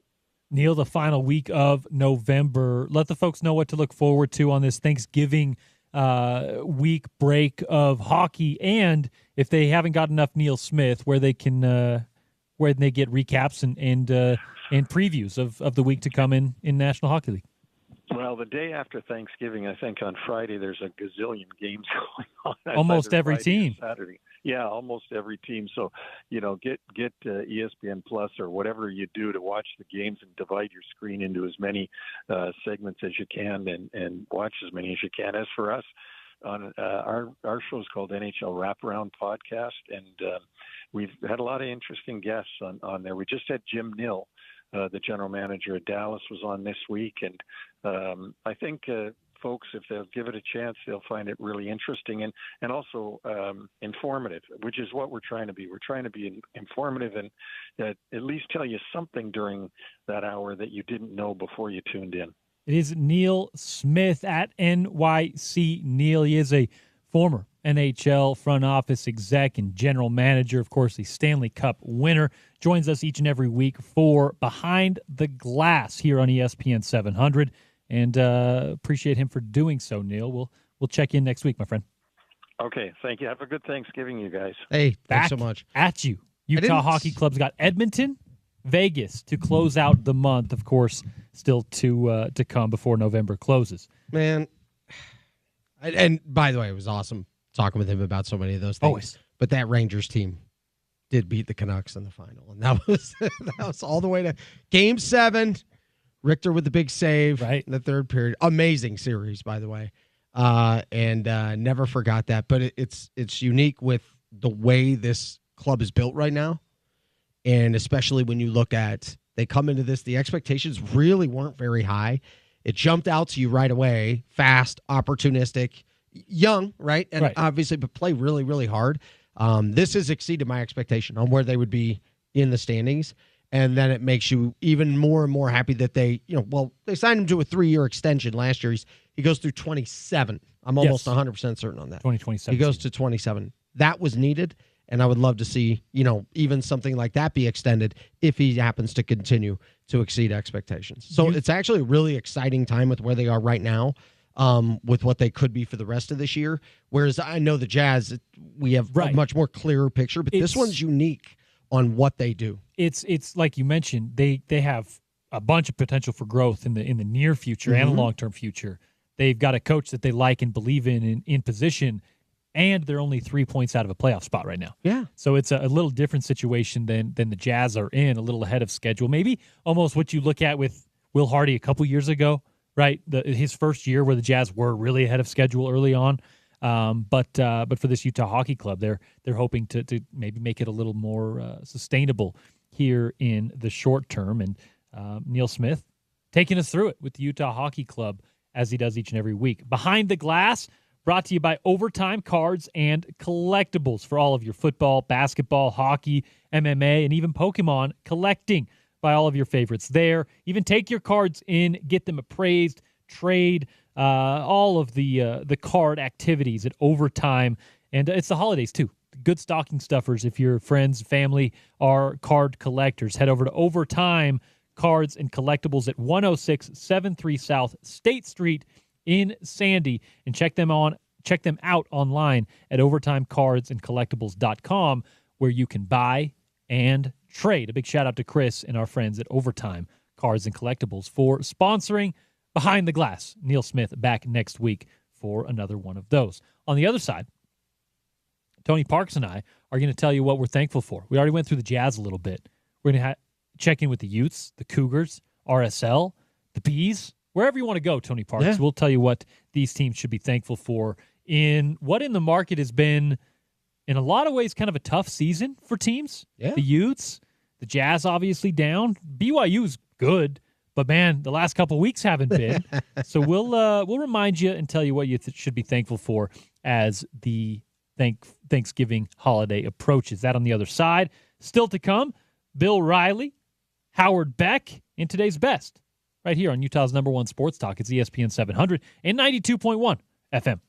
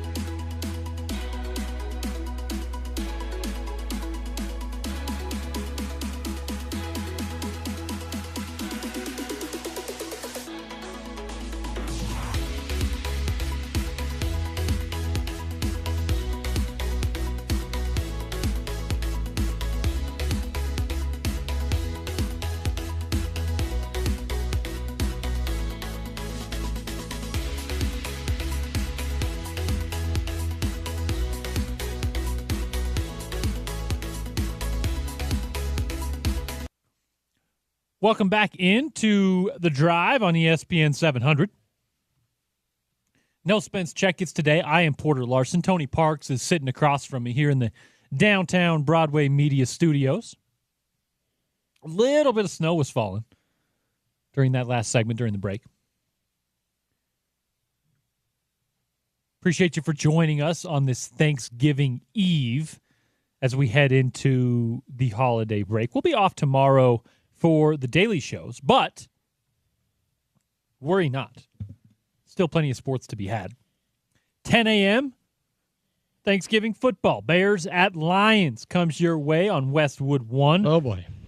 Jason Benetti and Ryan Leaf, our good friend Ryan Leaf, friend of the program, will be on the call for Bears at Lions on Thanksgiving morning for you. And then at 5:15, tip-off at 5:30, Utah women's basketball, 5-1. Under Gavin Peterson, takes on Mississippi State, an undefeated Mississippi State in the Cayman Islands Classic. Excited for that one. Both of those tomorrow. Because it is Thanksgiving, Tony and I are discussing what we're thankful for. We talked a little bit in the first segment about the Jazz. You said they should be thankful for the people. Danny Ainge, yeah. Mainly the guy at the top, yeah. Currently in position. I said they should be thankful for draft capital, which is hand in hand. Because that draft capital gives them the freedom and the flexibility to do a lot of different things in the next few years. What do you think the Jazz should be thankful for? Shoot us a text, tweet us, whatever it may be. Moving over to the Utes, though. Tony Parks. We'll start on the football side. All right. This is a program that came into the year with a lot of expectations. Came nowhere near them, regardless of what happens on Friday. Came nowhere near those expectations. And I want to say that, before the season, coming into a new conference, the expanded playoff, it felt like Kyle Whittingham and his Utes had a kind of some renewed energy. That does not seem to be the case as of this moment. But with the team that's 4-7, they're facing off against a team that's 4-7. Final game of the year. There's got to be something still to be thankful for, no? Yes. Be grateful that you don't have a program that needs an entire overhaul. It's not as big a turnaround than you'd think before you get back to competing at the level you expect to. Right? You're still a team with physicality. You're still a team with talent, good culture, good people at the top. Like, there's a lot to like about your program overall, because there are some teams that they would have a season like this, and it would be the beginning of what could be something quite bad. The wheels could really fall off. I mean, you still have good coaches in place. You still have your current head coach now, your head coach in waiting, if you will. Like, it's not like you're stepping in going, all right, where do we start? And we had Bill Riley on. I thought he laid it out really, really well. I mean, you've had quarterback injuries, clearly. And I don't think it's just injuries that have hampered this season. But whatever it took to kind of right the ship, I don't think it would take this massive overhaul. And I think you should be thankful for that, because while this has happened, this is a very rare thing. Very rare. Whereas Utah football in some decades of the past, let's go all the way back like 80s and then even some of those. Oh, my goodness. Right. There was just massive list. There was no short list. I mean, you would have of issues. You would have been stoked if Utah won 4 games against this schedule in 1984. Right? Right. Let's be honest. You would have been thrilled if they could have pulled off 4 wins against the schedule they have this year. So the point I would make there is, at least okay, does it need some cleaning up? Sure. But it's not like it's this massive overhaul and, scrap this, move that. No. Just got to make a few moves here, a few tweaks here and there. In a way. And you guys are, because I don't think there's anybody going into next season going, I don't know, Utah had a bad year last year. They shouldn't be very good this year. Oh, no. They know that this is a program that's great with problem solving, with a group of people who have been able to, Kyle Whittingham has adapted through his entire career with any time there was a challenge, bounced back better. In a way, you're kind of piggybacking off the Jazz answer, which is people. Yeah. The structure at the top for Utah football is Proven. starting with Kyle Whittingham, proven, right? And it's got a track record that goes back now 20 years as the head coach, 30 years involved in the program. And one thing that Kyle has repeatedly said is that he is going to make this transition in the interest of Utah football. And while I know people are hesitant to sometimes take like really successful millionaires at their word, on this, I trust Kyle Whittingham, and I promise you that. That doesn't mean he's going to leave at the exact right time, because I don't know how you really do that when we're talking about a football coaching staff, how you dial down that exact day, the perfect time to step down and get all your recruits to be happy with it and, get the turnover to be seamless. I don't really know that that's a real thing.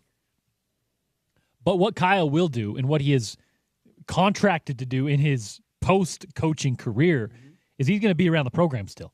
He's going to make sure that the transition to Morgan Scalley, whether it's on Friday night after they play UCF or it's 2 years, 3 years from right now, 4 years from right now, I don't know. I believe that Kyle is committed to making sure that happens smoothly and that the program is in a good place moving forward. Yeah. There's no doubt. You should be thankful for that. But I also, and we talked a little bit about this yesterday, Tony, you should probably be thankful for that guy, Kyle Whittingham, if you're a Utah fan, because he is a coach that has allowed you to kind of live in a college football bubble, right? You grew up cheering for the University of Utah. And if you're my age, what that means is you grew up cheering for a team that, although was in the Mountain West, was dominating everyone they played. Yeah. Right? Now, this isn't necessarily a reality for people older than me, but when I was 10 years old, they went undefeated, won the Fiesta Bowl. When I was like 13, 14, they blew the doors off everyone in the country and beat Alabama in the Sugar Bowl. And then they went on to steadily climb through the Pac-12, blow the doors off Oregon and USC in Pac-12 championship games. It's a program that and a program that wouldn't have necessarily done that had it not been for Kyle Whittingham. Right. I don't think that you can rightly go and say, oh, if we hired Gary Patterson, if we hired, I don't know that you can say that anyone in that position would have had the same success. And I'm seeing in a world of very instant gratification, a world of what are you doing for me right this second? People that are, I don't want to say excited to move on, but maybe I'm not seeing the skepticism, the hesitation from a lot of people that I think that they should have, because I don't know that regardless of how good Morgan Scalley is and how seamless the transition is, I don't know that you can keep up the pace and the consistency that you had with Kyle Whittingham in this era of college football and at the University of Utah. And I hope that fans are really thankful for what they just had for the last 20 years, because I don't think you can replicate it for the next 20. Not in this landscape of the sport. Nope. BYU should be grateful for Jay Hill. Now, obviously, Kalani, you should be grateful Oklahoma State mismanaged the clock. You should be, there's a bunch of different things that have happened this season. I'll never forget the day. It was December 8th. I remember the exact day on the calendar, 2020. COVID, I'm working up north. There's a blood drive at the D Event Center. I go by, I donate blood. I'm about to walk out the door. I hear a familiar voice, call my name. I turn around, it's Jay Hill. And we start talking about anything. We love talking just football. It's great because they didn't have any season. They played that following spring. Right. So he's got time. How weird is that? Yeah. So we're just talking. And we're talking about, we actually were discussing Utah's win over Michigan in 2008. And I'm like, dude, that was the single worst Michigan team of all time ever in 150 years. And he kept saying, those dudes were still big. And, you know, and he's talking about tough, and then we got into this. Okay, then I think the group of 5 at the time, group of 5 should compete for a separate national title compared to the Power 5, if that's what we're saying. And so we went on and on. Anyway, we had this great conversation, and we got on somehow because BYU was having a great season that year. What if BYU ever got into the Big 12? And I remember saying, if they get into a Power 5, I'm still curious about their depth, and I think it would always be something where they fought such an uphill climb that it would always be very hard for them to be towards the top of the conference. It would be a rare thing. And he vehemently disagreed with me. I was like, really? He said, nope. They'd be great here. He lays this whole thing out, and he said, if you got the right guys in there, absolutely, they'd be right at the top. They'd have advantages. They'd this, that. And I'm going, wow, really? And I disagreed with him, and we had this kind of back and forth, and we're laying it out. And he goes, no, trust me. There's some stuff I couldn't explain to you. If BYU got into a Power 5 conference like the Big 12, and if they got the right coaches and these blah, blah, blah, their advantages would play to this, and they would actually be towards the top. I thought, all right, well, someday we'll find out. Well, lo and behold, they're in the Big 12. He gets hired. Yeah, guess he who's goes in the locker over room? there. He's one of the people that he's talking about, and here they are, and I know that the last couple of weeks haven't gone well. They're right in the thick of it for a playoff spot. Yeah. On Thanksgiving weekend. Never did I see that being a realistic thing. I didn't think 4.5 wins was real. I thought that was pretty weak on the over-under, so I'd go over there. And I didn't think they'd finish 13th, but whoa, this was very impressive. The overall caliber of play that they've had, and I think he was the MVP of the Utah-BYU game. I think he's been a catalyst to really speed up that process to the success that they've had as a member of a Power 4, but Power Conference, that type of team. They've exceeded my expectation. He said they would. He ends up being the guy, and no surprise, Jay Hill's right. I'm wrong.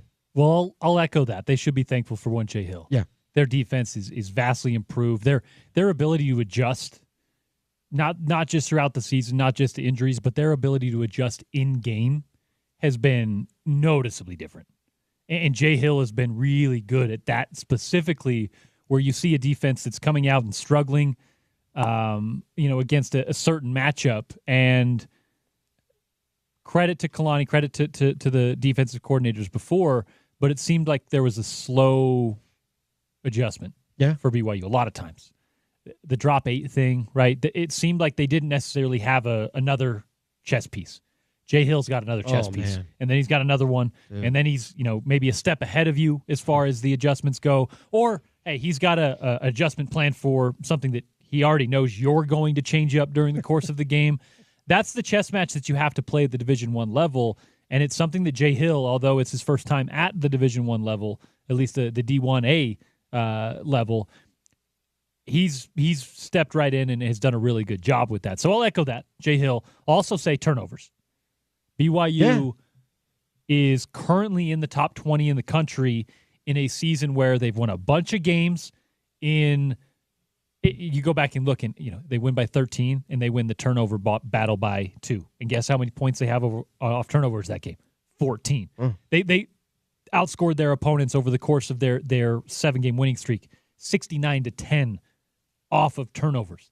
They had a short field more than anybody in the country over the first 2 months of the season, and they had a short field more than anybody in the country over the course of the first 2 months of the season by a long shot. BYU should be thankful for turnovers, giving them a chance to play in the Big 12 championship game going into the final weekend. But, Tony, they also need to remember that and get back to it. Yeah. They got to force turnovers. They got to cause havoc plays. They got to get those short fields to help Jake Retzloff in that run game go. And if they do so, I think they're a team that is pretty tough to beat. But that's part of their identity, and it's part of why they've lost games in the last few weeks, because they haven't had the same chaos, the same havoc that was giving them really the opportunities, the short fields, and the wins ultimately earlier in the year. I am grateful for a national championship as a fan. A real Had tournament, one too? In 97. Oh, you're talking about Michigan? Yeah, as a fan, for me, yeah. Like, they won it in 97, I was very grateful for, but this one was different. It was unique. It was special. Everything about the ride. And to be also in that area of the country where I got to experience it, too. Like, there was something so cool about that. As a fan, my teams were 0-11 in championship rounds. So I'm thankful for that, and then very thankful for the rain delay in Game 7 back in 2016. The Cubs ended up beating the Cleveland then Indians in the 10th inning of Game 7 of that World Series. Like, as a, Mets, Cowboys, Hokies, who am I missing? Sorry. Knicks, right. So you've yet to experience it, right? I haven't won lick when it comes to sports team fandom. I got to tell you, I never thought it was going to happen. I honestly believed in the landscape of college football, Michigan would compete, but they're only going to get a couple small chances to really You're also like, contend. Okay, when is Ohio State not going to be good? Right. That's and our then window. All of a sudden, we're great, and everything adds up just right. I kind of thought, you needed a Jim Harbaugh for it to happen. Quite likely I'm not going to see that again.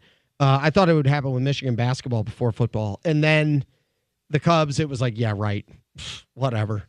That'll never happen. Right. The Coyote, the Roadrunner, whatever. Just it's never going to happen. So to have that happen and experience that with my family, I got to tell you, there's nothing like it, man. And I, knowing so many Jazz fans, I'm like, you guys, if that were to ever happen, I'd feel so good for you all. Like I see the passion of the fan around here for all of their teams. I want it for them. Man. I tell my wife, she's a huge Ute fan. I'm like, I want this for you. I hope someday for you that could ever happen. Obviously, we've had the MLS title, but that was like a newish team. RSL hadn't really established like a historic fan base yet. The MLS was fairly new. Utah hasn't had that. They haven't had the Jazz a long time. Of course, BYU won a national title in 1984, but it wasn't during an age where you played for a national title. It was during an age where a magazine gave it to you, right? Mm-hmm. It's different now, where if a BYU or a Utah, or, hey, credit to Utah State, if they can get things rolling, were to make a playoff run in today's age of college football and win a title, it would be more akin to a pro sports franchise winning a championship, because this is, yes, we have the Jazz, we have pro sports here. This feels like a college sports market to me. Still does. Yeah. It's no discredit to the Jazz and the professional franchises here. It feels like a college sports market. It feels like a college football market right now to me. I remember watching the 1998 NCAA championship game with a really good friend of mine, big Ute fan, and they're up 12 against Kentucky, up 10 at half. I mean, and I remember how heartbroken he was when they lost. And the reason why he was so heartbroken was the same reason why I thought he was.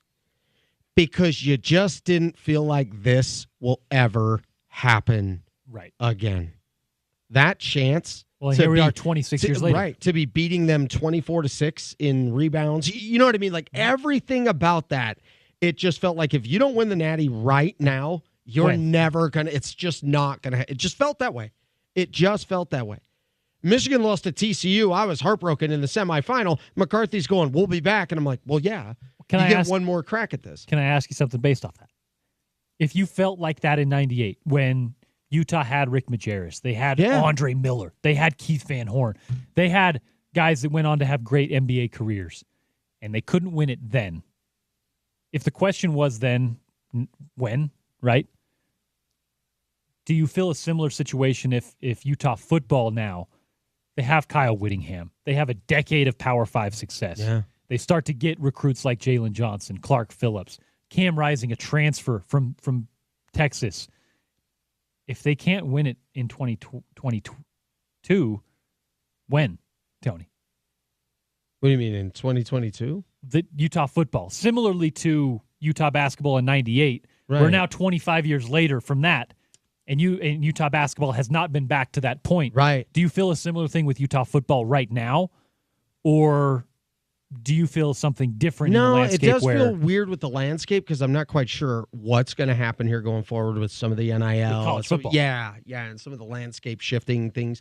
It does feel like it's just going to be tough with the Big Ten and the way they build up their NIL and the support they have, some of the SEC teams. The money's huge. So, yeah, what was so strange, and I said this right when it happened, and my wife got excited, and she said, wow, that really is something. But I thought, no, you would need even more of it. The way Michigan won it with that physical style, the coaching style, like just kind of the culture in the program, all of that. I was like, Utah has some of those ingredients. You could still do this. Yeah, it's not it's not exactly identical, but there's a blueprint here, and Utah has a lot of these characteristics. And if they put it together in a similar way, they could see something like that happen. Because Michigan had, what, 1 5-star guy? I think 2. I think they had 2 on the title roster. Yeah. Maybe 2. And Alabama had, I think it was 18 or something crazy. Ohio State had 15, 14 right in there. And then you win the whole entire thing, and you beat however many top 5 to 8 teams in the country in that last 5-6 week window. I look at that and go, no. Utah could have that where there's such a collective identity, such a focus on winning, because they're so good at finding the guys that want to play and win, compete and win, compete and work and do the things that it takes to play and win. And I'm going, okay, culturally, there's some crossover there. You can't copy and paste it. Jim Harbaugh's Jim Harbaugh. The strength and conditioning coach was at another level. Got it. Jesse Minter's fabulous. But if everything... Shout out to Connor. Yeah, but if you put everything in place like that, hey, Connor did his part. Connor Stallions. Listen. My point is, regardless of that situation, that man will never pay for a beer in Lansing again. Or in Ann Arbor, Central Michigan. Yeah. A former staffer. No, but my point is, the way that it was put together, I'm going, you have some of that personality. If you go, Ole Miss, some of these other no, it's way too flashy with what NIL stuff and individual type things. Tennessee's got a lot of that. I think Alabama's experiencing some of that too. So you look at the way some of these programs can be built. If it took that, Michigan proved that if you have that right combo, that's the blueprint. Well, so I was looking at Utah going, man, if you did it like that, it gives you a shot. And the window's different now. Yeah. The 12-team playoff just changes the reality of college football in a way that hasn't changed since the BCS and even more since then, right? I do think that Utah has an opportunity to continue at least some form of the consistency that they've had.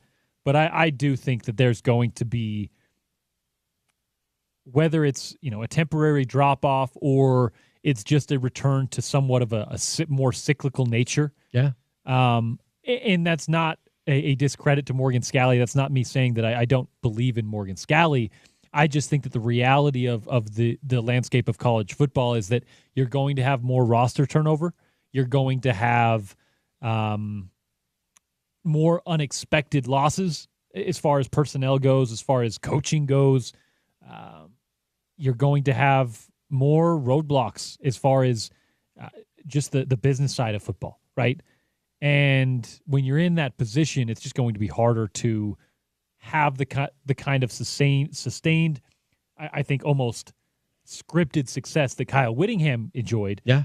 Just because there's so many obstacles in the way of what is a different world of the sport. And that's something that I hope Utah fans are ready for. Not that it's going to be bad, just that it might be more cyclical than it's been. Mm-hmm. Something that Kyle Whittingham has helped you avoid for 20 years. Outside of the 5 and 7 years, that was a down cycle for a little bit.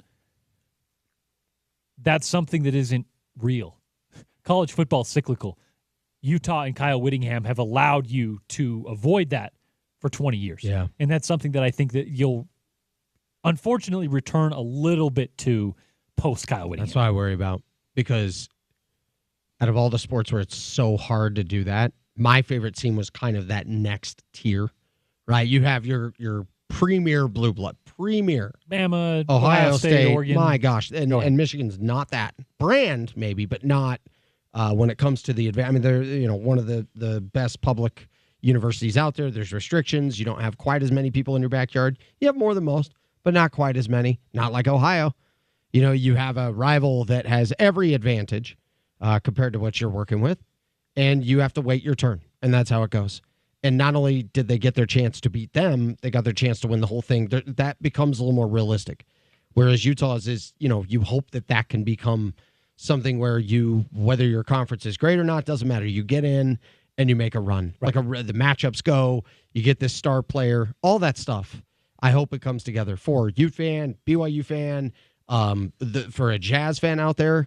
Like, I watch how passionate they are, and I'm like, man, I want nothing more than to see that happen for you, or a Stanley Cup trophy to be hoisted someday. And I know that that's a new fan that's come along. Someday a World Series trophy, but I'm just talking more the fan that's been wrapped into that team their entire life. You know, even when they knew they weren't going to beat Houston in a playoff series, they showed up to the game. They were loud the entire time. I love that. I love that about these fans in this market, and I hope that they can experience that because it was glorious. There's no question that the fans in this market are passionate, they're loyal.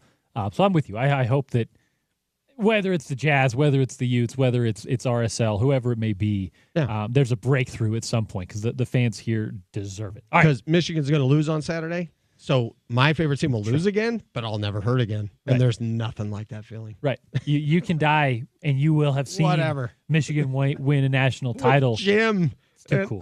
Too cool. Anyway. I hope to be able to say that one day about my teams. All right, on the other side, we're going to switch gears a little bit, talk some hoops. Howard Beck of The Ringer stops by for our NBA Daily Assist. What Tony and I were thankful for, Utah Jazz, Utah Utes, and BYU edition, brought to you by Diamond Coat. Premium home siding, now new here along the Wasatch Front. And they provide next-generation siding that delivers exterior transformations to your home. Total design solution that shows your personal style. Endless colors for limitless customization at Diamond Coat. 30-year no-fade warranty means your vision will last for decades to come. At Diamond Coat, premium home siding, limitless potential, styles, colors, and more. They're year-round, weather-ready, and durable in all seasons. Discover more at diamondcoat.com. Diamond Coat Siding. That's Diamond Coat, K-O-T-E is the spelling. Diamond Coat, K-O-T-E, siding.com. Our friends at Diamond Coat. On the other side, it's Howard Beck of The Ringer for the NBA Daily Assist. Still to come, Bill Riley, today's best, and more on Utah's #1 Sports Talk. A busy sports radio weekend ahead with the Thanksgiving holiday, the Friday game, Saturday and Sunday basketball, and more. Right here on Utah's #1 Sports Talk. It's ESPN 700 and 92.1 FM.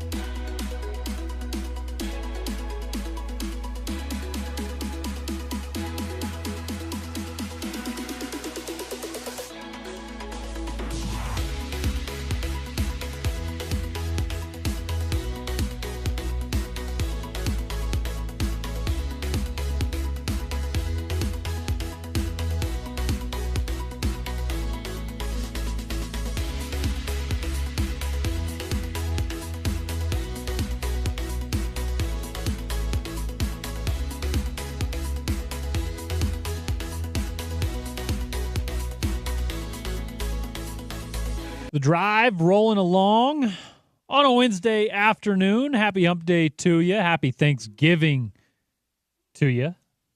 A day early. Plenty of sports action to come over the holiday and the weekend that follows. A bunch of hoops included therein. Some NBA Cup action continues on. To discuss that, of course, the very interesting Utah Jazz at the moment and more. It's Howard Beck of The Ringer for the NBA Daily Assist today, brought to you by Bout Time Pub. Howard, how are you, my friend? I'm doing well, Porter. How are you? Doing Great, well. Love coming into the dulcet tones of Big Head Todd and the Monsters. There you go. That was just for you. It was just for you. Love it. Great. Appreciate you for joining us each and every week, of course, as you do here on the station. Happy early Thanksgiving to you. What's the holiday look like for the Becks? Well, we have a long-standing tradition that's more like Friendsgiving because of the fact that we live in New York. Our families are in California, so we will be heading up to Westchester County, north of the city, tomorrow to hang with some good friends of ours who have been kind enough to take us in over the years for over a decade now. But first, Porter, despite the fact that it is going to be raining overnight and well through the morning, we are going to trudge out to Midtown Manhattan and watch the parade. It's something we've been doing since our daughter was very small. Again, tradition with that same family who was taking us in for Thanksgiving.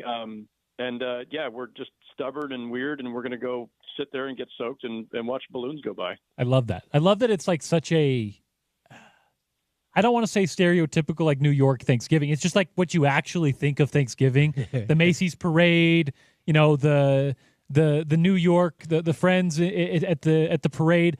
I'm just going to kill a turkey with a bow and then cook it. That's our Thanksgiving. I mean, that's exactly how I thought things went in Utah. So I appreciate you confirming. Everybody's just we're on the same page. Out, That's well, good. Happy hunting. Good luck. I hope you can. Hope you can track down the cranberry sauce too. Those are tricky. Though they're very evasive, as I understand it. The cans of cranberry sauce, you got to really shoot very accurate. The tags are hard to acquire as well, so we'll make sure we get all the fixing. But speaking of that, Howard, what is the most underrated Thanksgiving dish? Oh man, that's a good question. It's funny because I feel like in the era of social media where we can like just throw up polls and lists and takes on everything. We can. Suddenly Thanksgiving, like everything's got to be ranked. Everybody's got to trash each other's like favorite thing. Like, what you like the marshmallow on yams thing? You're crazy. Like, there's not a single Thanksgiving dish that somebody like. I didn't even realize until the last several years that there's a whole contingent of people out there who think that turkey is overrated. Like, yes. How? Yeah. People, like, what? And that Thanksgiving meals are overrated, and the whole thing. I don't know. There's just we have too much social media, too many takes, too much time. I don't know what the underrated one is. All I know is I love all of it. You're a fan of the balanced Thanksgiving roster.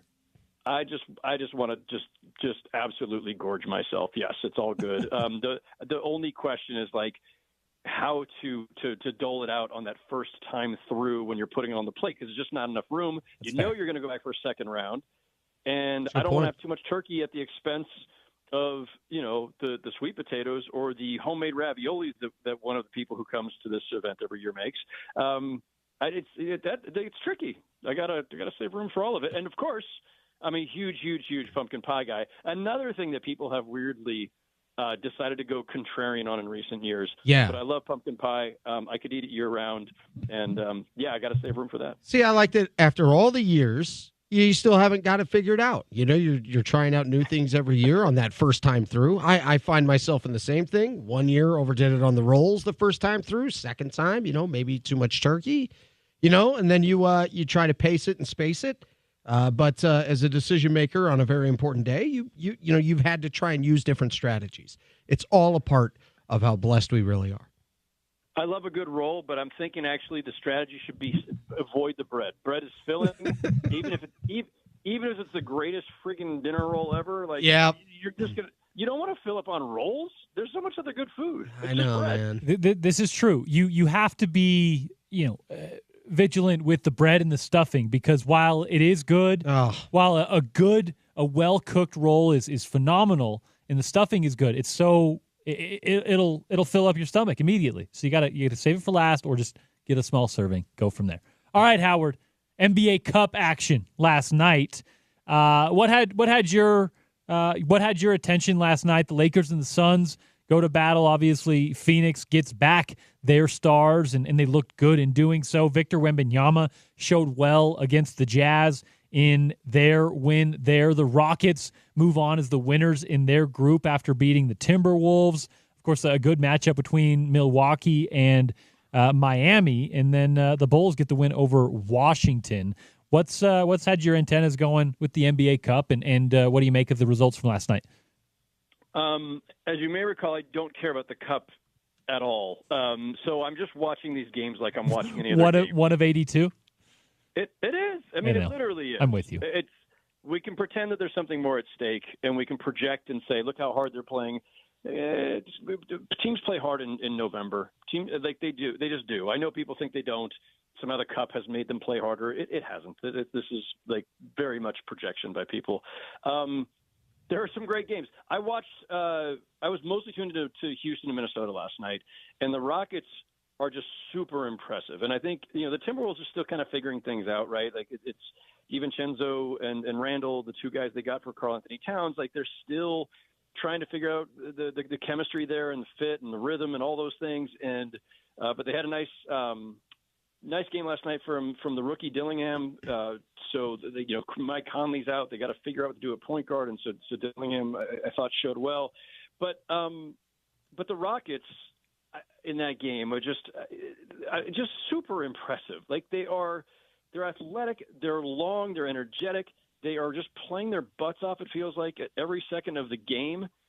And they're interesting, right? Like I think they're third in the West right now. Young team that made a bit of a leap last season, but it wasn't clear if that was just one of those kind of late season surges. Is this for real? The West's really good. They don't have one guy to just hang their hat on. Like Jalen Green is really good, but is he going to be a perennial all-star? I mean, I don't think so. Jabari Smith's really good, but a perennial all-star? Şengün? Like they're all really good, but I don't know that you've got a top 10 to top 15 talent there among any of those guys. Not guaranteed. But the collection of them all, and Amen Thompson and Dylan Brooks, and of course Fred VanVleet, like it just works. It's a team that plays really hard and has a lot of youth and athleticism. Ime Udoka's done a great job there. I don't want to say skeptical. I was not completely sold on the Rockets coming into the season, and right now it's hard not to be. Even if they don't have a traditional cast of stars that you don't normally see on a contender. And I'm not saying they are a contender, but they're legitimately really good because of the collection of talent they have. Yeah, I mean, we're 1 month into this thing. Their togetherness and their defensive culture is real. I love what they've built all together. And like you said, they play really, really hard. As you look at this first month, I mean, there's so many things that could change between now and the end of the year. But 30 days into this thing, in your eyes, what is real to you? Yeah, I mean, that's a great question. We're almost at the 20-game mark. We're getting close. And that's usually, teams always say, 20, 25 games, maybe 30 in. That's when things really have started to settle into reality. And look, there's some surprises, right? I knew the Cavs would be good, maybe top 4 in the East, but 17-1, like nobody saw that coming. The Warriors have, I think, exceeded most people's expectations, even mine. And I was always a Warriors believer. They've been phenomenal. The Rockets we just mentioned. I'm still waiting. It's kind of in wait and see mode on a couple of teams. Like the Bucks started out terribly. They've rebounded recently. Giannis is now hurt, but the Bucks seem to have finally kind of gotten some sense of who they are now and some stability. The Pacers are kind of underachieving still. The Nets are overachieving, which is just weird because the Nets, this was a season set up for them to tank. They orchestrated a move to get their own draft pick back from Houston on the belief that they would be terrible, and instead Jordi Fernandez, their rookie head coach, has been incredible, and they're 8-10, and which is not a great record, but it's far better than they were supposed to be, and they're blowing the tank. They're blowing the Cooper Flag sweepstakes, and of course we're waiting for the Sixers to get healthy, and I remain. I don't want to say a Sixers optimist, but I'm not going to bury them until we get to a point where either the record is so bad, in another month that you just, that there is no digging out of it, or if they're bad when all their stars are actually healthy. Like the one thing we haven't seen with the Sixers yet is what happens when Tyrese Maxey, Paul George, and Joel Embiid are actually all playing at the same time, because that was the whole point of the exercise of getting Paul George. They're very top heavy. And so as a result, when you don't have multiple of those guys, you're just not going to be very good. And so the Sixers are 3-13, and they look terrible, and everyone's ready to bury them. And there's been some drama as well. But I still think that's a team that if those three guys are healthy and playing the way we know they can next spring, I don't think they're a team anybody in the East is going to want to have to deal with. I think that they still have potential to make a deep playoff run. I think the skepticism from everybody else comes with but they're never going to get healthy. Well, all right, we can't see the future. I get why people believe that, right, but I think we need to wait and see if there's a healthier outcome here somewhere. Let's zero in a little bit on this dynamic a little bit more, Howard. You mentioned, of course, we're 20-ish games in. For a lot of teams, that's way too few games to get a good feel of the hierarchy of the league. But it does appear we have a little clear mark of delineation in the East, where Cleveland and Boston are kind of way out front of just about everyone else in the conference. Is there anyone that belongs in Tier 1 in the East with Boston and Cleveland? And then on the second part of that question, you look at the West, there are 10 teams within 3.5 games of each other from 1 to 10. You can't really see a clear mark of delineation there. Is there a Tier 1 in the West, and who may belong on that? In the East, if you had asked me before the season, I would have said Boston's in their own tier, and then there's a fight to decide who gets to be their biggest threat, and whether that was going to be New York, Milwaukee, Philly. That would have been my list, and then Cleveland hovering in there. I wasn't entirely sold on the Cavaliers. Again, a first-year head coach, not a rookie head coach. Kenny Atkinson was a head coach in Brooklyn before, right, but Kenny in his first year with Cleveland doing an incredible job there. So I didn't see that coming. I still think that the Celtics, especially now that Porzingis is back, yes, by record, they're the second best team in the East, but let's be real. They're the defending champs. They've got everybody back. And Peyton Pritchard's having an incredible season so far, too, so their depth looks even better. The Celtics are still the favorites. I think they're still Tier 1. And I think Cleveland is the lead of Tier 2 in the East.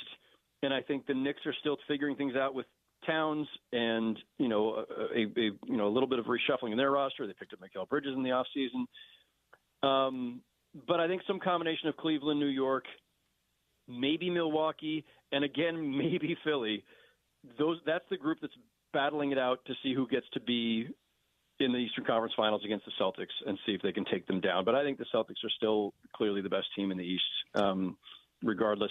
The West, I think everybody coming into the season, it was kind of the consensus out there that the Thunder was going to be their year. And, they've got a one-game lead on the Warriors and Rockets as we speak. They've had some injury issues of their own. Obviously, Chet Holmgren's still out for a while. Hartenstein, who was one of their big offseason pickups, was out for a while. The combination of talent and depth, it's probably still Oklahoma.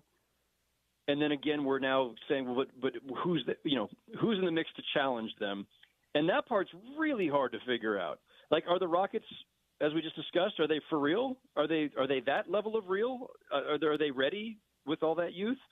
I think the Warriors have a shot, but it still feels like a stretch to put the Warriors in a finals conversation, given they don't have a lot of elite talent after Steph. The Suns needed to get healthy. They finally got guys back. They're in this conversation somewhere. The Grizzlies, always having health issues, but have an argument to make here.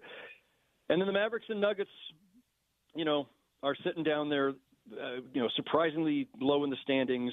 The Mavericks obviously have had injury issues with Luka being out. The Nuggets just can't quite refine the magic. They show it at times, and then they get crushed the other night by New York. But I'm not ruling out the Nuggets in this conversation, and I'm not ruling out the Mavericks in this conversation. I think the only teams that I don't think either of the LA teams are really in this.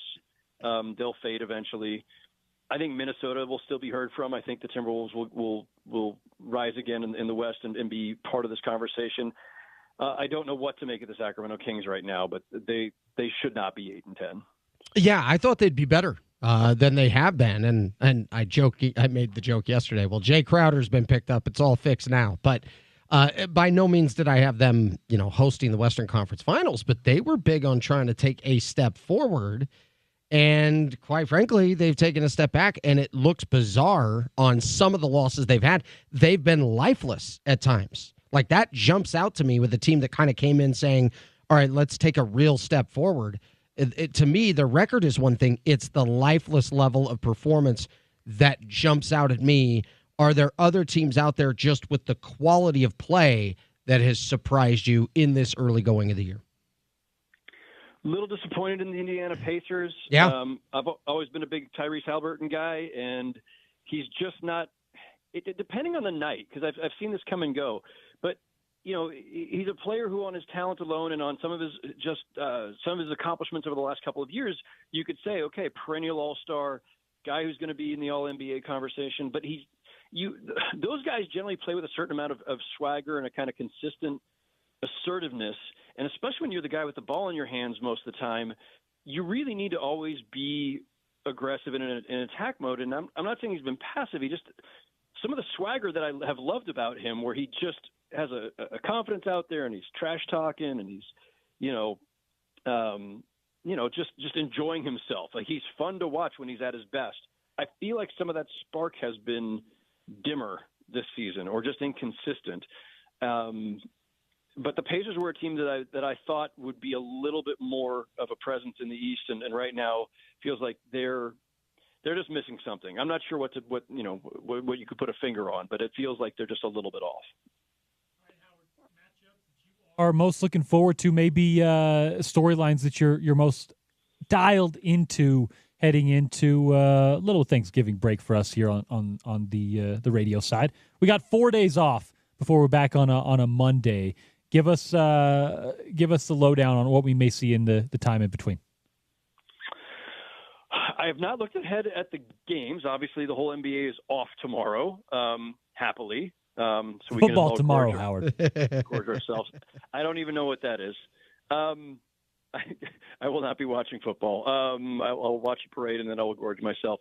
But no, I mean, look, the NBA picks back up on Friday. There's nothing. I don't know that there's any one thing this weekend. I'm more just kind of curious, over the next few weeks, how things settle in, because December 15th is the unofficial start of trade season. It never really actually happens that way, but that's right. When everybody signed over the summer, most guys signed over the summer anyway, can be traded. And we are getting close to the point, as we opened the discussion with, of teams having to decide, all right, are we actually this good? Cool. Are we actually this bad? What are we doing now? Like, the Nets, I'm not saying this facetiously, the Nets cannot afford to be this good. They're going to have to start trading some of these pieces because they need to be worse. They've got their pick and they need a franchise star, and they don't have that on their roster now. And so it's nice to have a bunch of guys overachieving and winning games unexpectedly. It's fun for the fans, but they need to probably trade like Dennis Schroeder and Dorian Finney-Smith. So I'm more curious to see if teams get some clarity in the next few weeks. The New Orleans Pelicans were supposed to be one of the better teams in the West, but injuries have just wrecked them. And, they've got I think despite all of that, they've got a lot of interesting talent there. And, are they going to decide maybe this is a year to take a step back, given that things are already kind of out of control and they're 4-14? It's decisions like that I think, are going to come into focus over the next couple of weeks. And so, nothing this weekend, but over the next few weeks, I think we start to get a clearer picture of what the actual pecking order is. Well, that's kind of what we come to you for anyway, right? Yes. Not necessarily asking you to break down the Lakers OKC matchup in specificity. We're talking big picture NBA and the storylines as the season goes along with one Howard Beck of The Ringer. At Howard Beck makes it easy on all the social medias. You can just search for him there, and always appreciate his time. Howard, happy holiday, happy Thanksgiving, and we'll catch up with you. Actually, not next week. It depends on your schedule. I know you're busy for the next little while, so we'll catch up with you whenever we can over the next 3 or 4 weeks. Sounds great. Happy holidays, guys. Have a good one. We'll talk soon. All right, Howard. Man. Enjoy the parade and the rain. Right. Yeah, it's going to be. Enjoy the football. Howard Beck of The Ringer, brought to you by our friends at Bout Time Pub. Yes. Utah's premier sports bar.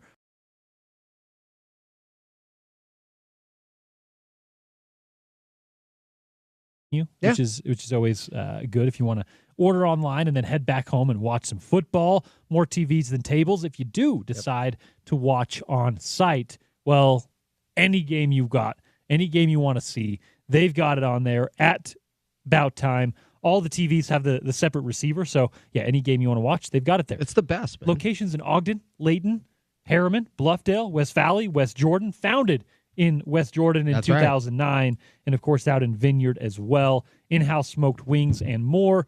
Your home for NHL, MLS, MLB, NBA, college football, NFL, and more. It's Bout Time Pub, sponsors of the NBA Daily Assist. All right, so last year when I'd be in town and Michigan would be playing and we'd get together to watch the game somewhere, we'd usually go to Bout Time. There you go. In West Jordan. That's usually the one that we would go to. The founding spot. Yep. And when it was NFL Sundays, if I had to fly out Sunday night and it was an NFL Sunday, you better believe you could find me there. It was always great. About time. And I'd sit there and complain about the Bears and then fly home and complain more about the Bears. And then tomorrow I'll have turkey and complain about the Bears. So and then next week we'll be back at About Time Pub. Complaining about the Bears. friends of the station and sponsor of the NBA Daily Assist. Sorry, but the food makes it worth it. About time, yeah. Love the wings, big wings too, man. I love that. And then I usually get a burger and some barbecue sauce to go with it. So. Back on the other side, more with Tony Parks and I as the holiday eve continues on this Wednesday. But first, Ryan from the Dish Professionals gets you dialed in. All of your Thanksgiving football, whether it's NFL or college football or the hoops over the weekend, well, you're going to need your television watching experience dialed in, all your channels up and available and ready. And Ryan can help you out in doing so. And they've got some special holiday deals as well. What's up, Ryan? Hey, thanks for having me on. Tony, you're cracking me up, by the way. You're hey, the man loves his Bout Time Pub, okay? You know, it's just. And he loves his Bears. I'm really sorry about your quarterback, but he's great. Everything else, wow. Yeah. Well, I tell you what, I like football. I don't know about the other guy you just had on, but right. Howard's our hoops guy. He's going to sit in the rain at the parade, so good for him. He literally like, I'm going to watch a parade before I ever watch football, but to each our own, right? Hey, I'm not going to stop him. It's his holiday too. Yes, it is. Hey, great opportunities right now. Got some Black Friday deals, and this is some good stuff. We've got extra offers, guys. I have this Netflix offer, which, you know, if you are a Netflix subscriber, which I think most people are, like it's the most popular streaming app out there. You know, this is a big deal. 2 years of Netflix free when you get set up a Dish. It's like a channel. It's built in. I just love that part because I can pick up my DVR, go watch my games, go through my content. I want to open YouTube or Amazon Video Prime, or I want to open Netflix. It's just right there. In fact, Dish has now advanced that where you can add every single streaming app out there. But speaking of Netflix, I mean, since that's the most popular, why don't we just give it to you for free along with the 2-year promotion, 2-year price guarantee. And guys, on top of that, if you're not into the Netflix and you're like, I don't really care about that, it's not a big deal. Well, I'll set you up with a $200 gift card. So this is the deal. This is your Black Friday offer. Call us today. You can call us on Friday. Get set up and get the best price guarantee. Get the biggest, fastest DVR out there. And I tell you, I giggle every single time I play with the competitors, receivers, even to some of the streaming apps. I kind of scratch my head of why people punish themselves and don't have the DVR capability where it's just so much faster and easier. And the Hopper, guys, it auto hops commercials. Nobody does this. In fact, it's so it's so controversial that you don't even hear about it on TV because the stations won't let Dish even advertise that. But it works incredibly well, where basically when you go into commercial break, you see the first couple seconds, and then it skips all 7, 10, 12 commercials, and then you see the last couple seconds of the last commercial, just kind of like let you know, hey, you didn't miss anything. Get the biggest DVR, have access to all your content with the Dish Anywhere app. Get the Netflix offer, the price guarantee. We'll throw in dinner at JCW's. Guys, this is it. Call us up. Do what so many people have done and save money. We see, on average, we're probably closer to $100 a month with most customers that we can save compared to traditional TV and what Dish offers. And that is truly thousands in your pocket and is a huge upgrade. Plus the internet offers we have. I've got a $150 gift card if you with one of the internet providers I have. Or you've got your fiber that just had a 20% increase. Call us, just switch who you pay your bill to, use the same fiber, and get a 20% decrease. And also same thing in the mobile world. Use the same cell towers, pay a different provider, get a new iPhone 16 Pro or Samsung S24 for free, and lower your bill $20-$30 a month. People that use all three, we're seeing $200 to $300 a month. We're talking $5,000 to $7,000 over the next couple of years. It's a big deal. Call us 424-DISH, 801-424-DISH. 801-424-DISH to get in touch with Ryan and the folks at the Dish Professionals. Back on the other side, more of the drive continues. Tony Parks and myself, Porter Larson, taking you through it up until about 6 o'clock, where we'll hand it over to today's best. And then, of course, the weekend and the week break for Thanksgiving still to come. On Thanksgiving Day, 10 a.m., Bears at Lions, courtesy of Westwood One. Jason Benetti and Ryan Leaf on the call. Yeah, so you got a Chicago guy on the call. There you go. Short week, underperforming team on the road. It's a holiday. Early game, half an hour, but it's an early game. It is early. You know what? It's the recipe for an upset. I like it. Bears are This is me not playing great. The Lions are really good. Myself into this. Yeah, Lions are really good. No, the Lions are outstanding. Utah women's basketball at 5:15, tip-off at 5:30. And then, of course, Friday, 2 p.m., Utah football at UCF. 4 p.m., the network pregame. 2 p.m., I'll take over. And then, of course, the kickoff is at 6. Saturday, a busy day as well. 8 a.m., Utah Golf Radio. 10 a.m., Michigan at Ohio State. You can hear it on this station here. 2:30, Utah men's basketball takes on Eastern Washington. And at 3:45, as that game is going on, you can switch over to our other station, 98.3 FM, and Utah women's basketball will be taking on Notre Dame in the Cayman Classic. And then Sunday, 10 a.m., Chargers at Falcons, 5:30, 49ers at Bills. All of that on ESPN 792.1 FM over the course of the next 4 days. Back on the other side, Tony Parks and I will wrap up the 4 o'clock hour, preview what you'll hear for the rest of the week, and we'll talk a little more college football as well with the college football playoff rankings revealed on a Tuesday last night. And, of course, Tony, a lot of big games coming our way on the weekend. That and more on Utah's number one sports talk. It's ESPN 700 and 92.1 FM.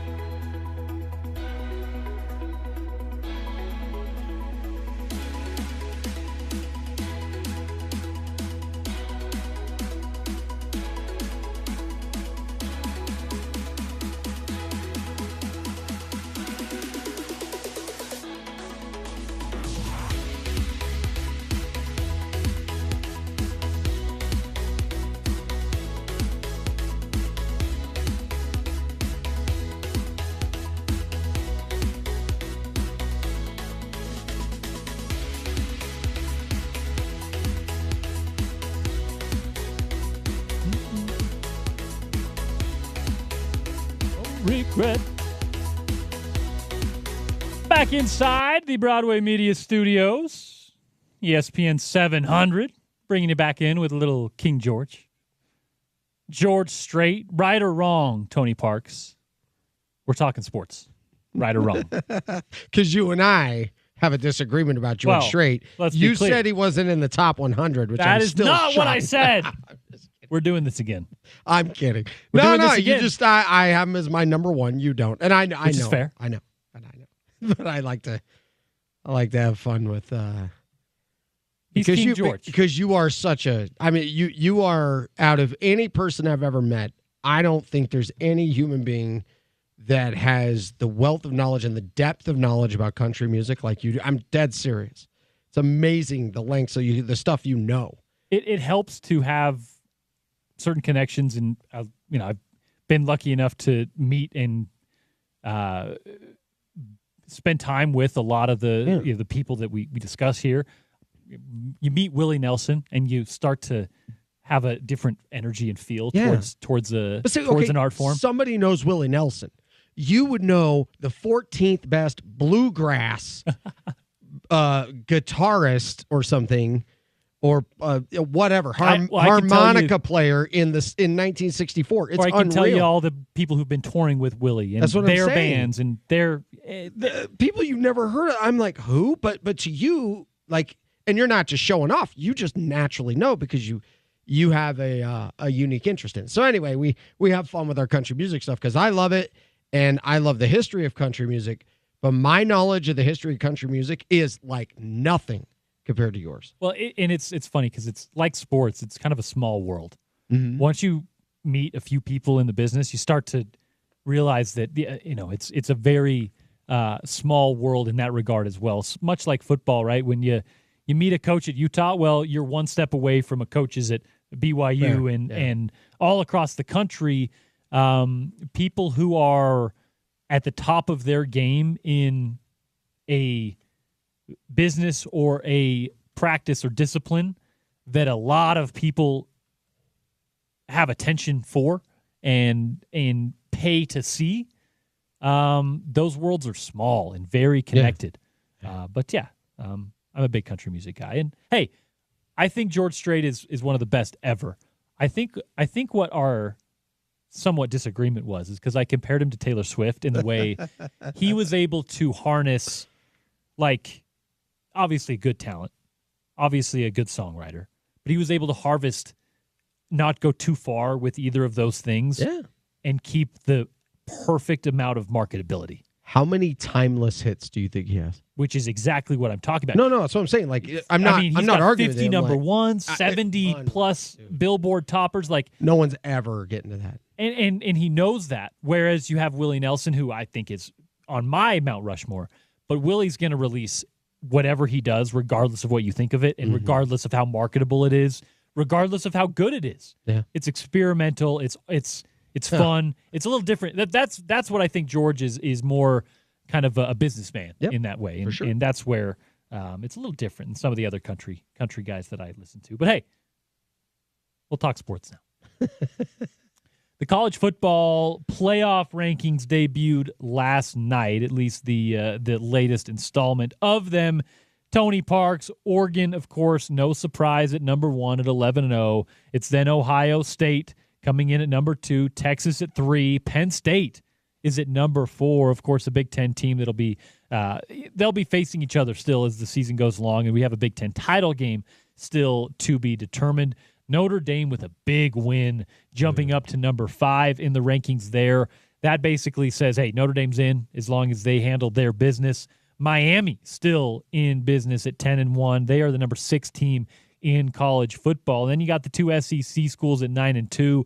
That's Georgia and Tennessee, ranked 7 and 8. Rounding out the top 10 is SMU and Indiana, and then Boise State at 11. And why I think that is important, Tony, is because when we're talking about the playoff, we're talking about, at least if you want to make it local, BYU does still have a chance to win a Big 12 championship game. And if they win a Big 12 championship game, they would be a 2-loss champ.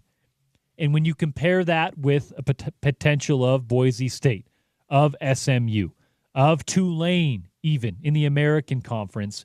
Remember, the playoff is taking the top 5 ranked conference championships, not the top 5 ranked Power 5 conference championships, not the top 5 ranked G5 conference champions, not the top 5 ranked Power 5 teams. It is the top 5 ranked conference champions and then at large from there. Tulane and SMU and Boise State have now jumped every team in the Big 12 in those rankings. And I think, Tony, that is a message to the Big 12 about what the committee thinks. Oh, yeah. And some of it I do think is justified. I've told you this before. I know that the narrative is, well, it's because, they're cannibalizing each other, and that's what happens in a great conference.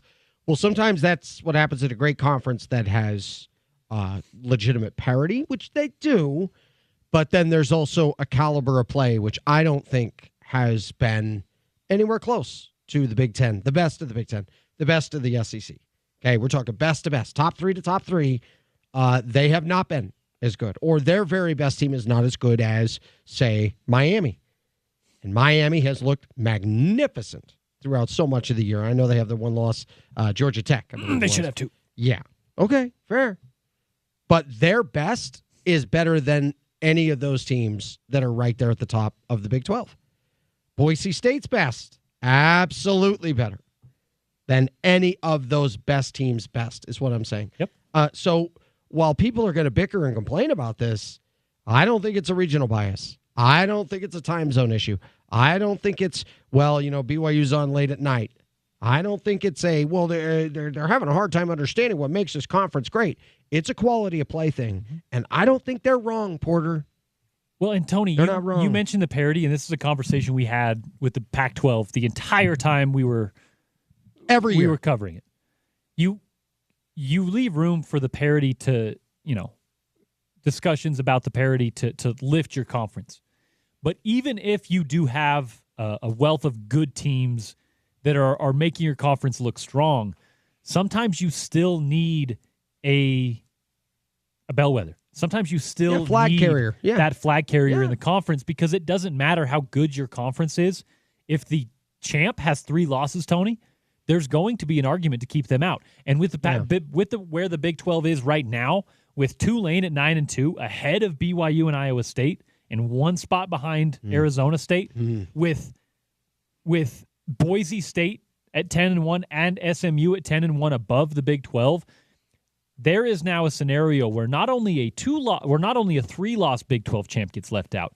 There's currently a scenario where a 2-loss Big 12 championship gets completely left out of the 12-team playoff. Totally. And when I watch BYU, I think to myself, that is a borderline playoff team. Yeah. I watch Arizona State. They're a top 12 to 15 team. Iowa State, borderline. Borderline means borderline in or out.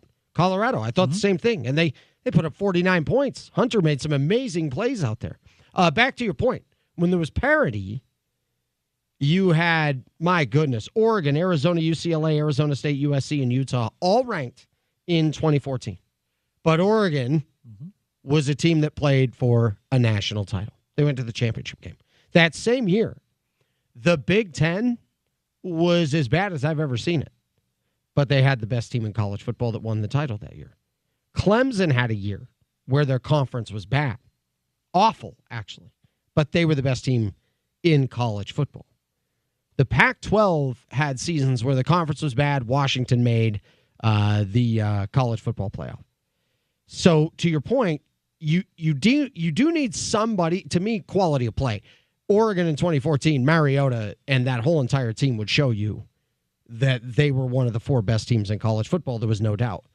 Every one of those teams that are in the thick of things for the Pac-12 Big 12 championship, not one of them at any point of the year have I said to myself, you know what, I think they're a threat to win it all. Not even close. But the whole time I've thought, borderline, potential, could be. I never looked at those teams and their quality of play and thought to myself, no doubt. Right. I looked at Oregon and went, that's just a playoff team. Clearly. Ohio State, that's a playoff team. Texas, And I knew Michigan wasn't much to write home about, but the way they played in Ann Arbor, I'm like, well, that's a playoff team. Who gives you the most reserve if you're Oregon? Ohio State. Yeah. Played them Even really though well. you've done it already? Yeah, I mean, it's not It like was a competitive game, of course. Ohio State could win the whole thing, as much as I don't want to say that. I mean, it's just true. Notre Dame is the other one. I think that could be interesting if they get in a matchup there. And Notre Dame had that NIU loss right out of the gate, and then, I mean, they have played like a championship team. They haven't been tested as much as you really like. No, but like the way they beat Florida State, and I got it. Florida State, 52-3, mopped the floor. They're playing with a speed and physicality now that I'm like, man, they're healthy. They're scary. Their special healthy. teams are good, and a lot of different. I mean, they're healthy. Boy, I know Georgia has 2 losses, but I still look at that team as one that, man, if they get rolling, and you give Kirby Smart a couple weeks to prepare, he's proven what he can do with those few weeks. That's a team I still look at, right? If Georgia's able to finish strong and still make the playoff, that's a team you can't forget about. You've watched Miami more than I have. You're an ACC guy. I know you're dialed into that. I mean, I've watched them. I saw their game against Florida, and I thought, okay, they'll let them back in the game. It's where Miami starts making mistakes, and then they just ran away from them. Yeah. I was in Sugar Land, Texas, watching that, getting ready for one of my games. So I didn't get to watch them a lot in the early part, and most of the year. Where do you envision them in the Miami contender element? They're good enough to contend on any given Saturday. I don't know if they're good enough to make a 3-4 game run against Ohio State. They give up too many points, right? They give up too many points. They commit too many penalties. I think that they're built a lot like Oregon teams have passed because of Mario Cristobal. Their offensive line is good. Cam Ward is phenomenal. I don't know if they have the situational football, the consistency, the attention to detail that I think some of the top flight teams in the country do have. And I know I'm a Hokies fan, so it may ring hollow coming from me. I do think that they've been bailed multiple times this year in a way that won't happen in the college football playoff. And that's not me just saying that. They've won multiple games off of reviews, right? Of reviews. The result of the game hinged on a review. Now, to be clear, we talked about this with the BYU-Utah game. We talk about this really every week. Officiating, if officiating is deciding the game, you have allowed your team to be in that position. We're not going to go and berate the officials because of it. But Miami has allowed them to be in that position multiple times. Yeah. You don't get away with that against Bama. You don't get away with that against Georgia and the teams that you'll face in the college football playoff, and that's kind of where I see Miami. However, they do have the outside talent to beat anyone on any given night. That's just where they are. I don't want to see in that 10, 11, 12 a situation where the committee twists themselves into a pretzel, inconsistency with logic, right, and completely has everybody with their arms out and their eyebrows raised about how Alabama gets in over a team that had no business, right, having them beat them out for it. That's what I really, and I know it's always going to be a part of the conversation. I don't want to see something like that happen. Like if at the end of it, Arizona State should be in and Bama shouldn't. I know everything I've just said. Then I want Arizona State in the playoff instead of Bama. And if that's the case, I'm with you there. I hope that it plays itself out on the field. The thing is, exactly the 4-team playoff. The funny thing is, Tony, is I thought it for the most part played itself out on the field every year. I think that they got the 4 best teams, and it all ended up working out, regardless of how upset some teams were at the selections. It ended up playing itself out on the field until Florida State went undefeated and didn't get a chance. Well, although I think they would have got boat raced by Georgia, right. I don't think they were a top 4 team. It's still hard for me to say that they had any argument to not be in the playoff just because of how they were. That being said, I hope that because it's a 12-team playoff, right, we see it more so played out on the field, and regardless of the questions or the arguments that we have as the selection happens, I hope that it's proven in the 6-8 games that we have an actual college football playoff versus 4 teams that the committee selected. What I hated about their logic and what they did was they always included this nice little rant. When they first came out with it, the 14 playoff, I immediately started calling into question some of the credibility of it, because they left in this little thing called factor in injuries and potential matchups and this and that. And I thought, no. That's to give them the wiggle room to do something based on either ratings or we think this team would win or we think they're a better match. I didn't like flexibility. That. Yeah. You could see how it was written. Because what it did was, we'll go back to this. Let's say those of you say, well, Florida State didn't get in, quarterback got hurt, this, that, the other. They weren't the same team. And by the way, Texas and Bama were the better teams by the end of the year. And guess what? You're probably right. And then they say, but, it's not about that when the injury got involved. Okay, fine. But by that same logic, remember, it's not by the same exact logic, you wouldn't have thought Ohio State, with their third-string quarterback 10 years before, would win the national title. But because it was Baylor and TCU, we're talking religious institutions, nowhere near as much following, now all of a sudden it's, and then they go, and they use that logic there. My problem is there was so much inconsistency in logic, you could see the incentive, and they kind of found a convenient way to use it to their liking. What I did like about the AP, which, by the way, wouldn't have given you the best four matchups, if you will, is that this is an SAT, week to week to week. It's not about who would beat who if they played each other tomorrow. And, well, this guy's hurt, so that means they suck now. No. It's what have they done? That's it. That's all. Exactly. And at least that way you had some consistency in logic. And we're still, even though it's 12 now, we're still going to have those issues. Oh. They're just going to hopefully be more room for error. And that's all that's all we can ask. All right. If you want to watch the college football playoff, maybe you want to watch some NFL on Thanksgiving. Well, hopefully you've chatted with Ryan and the Dish professionals.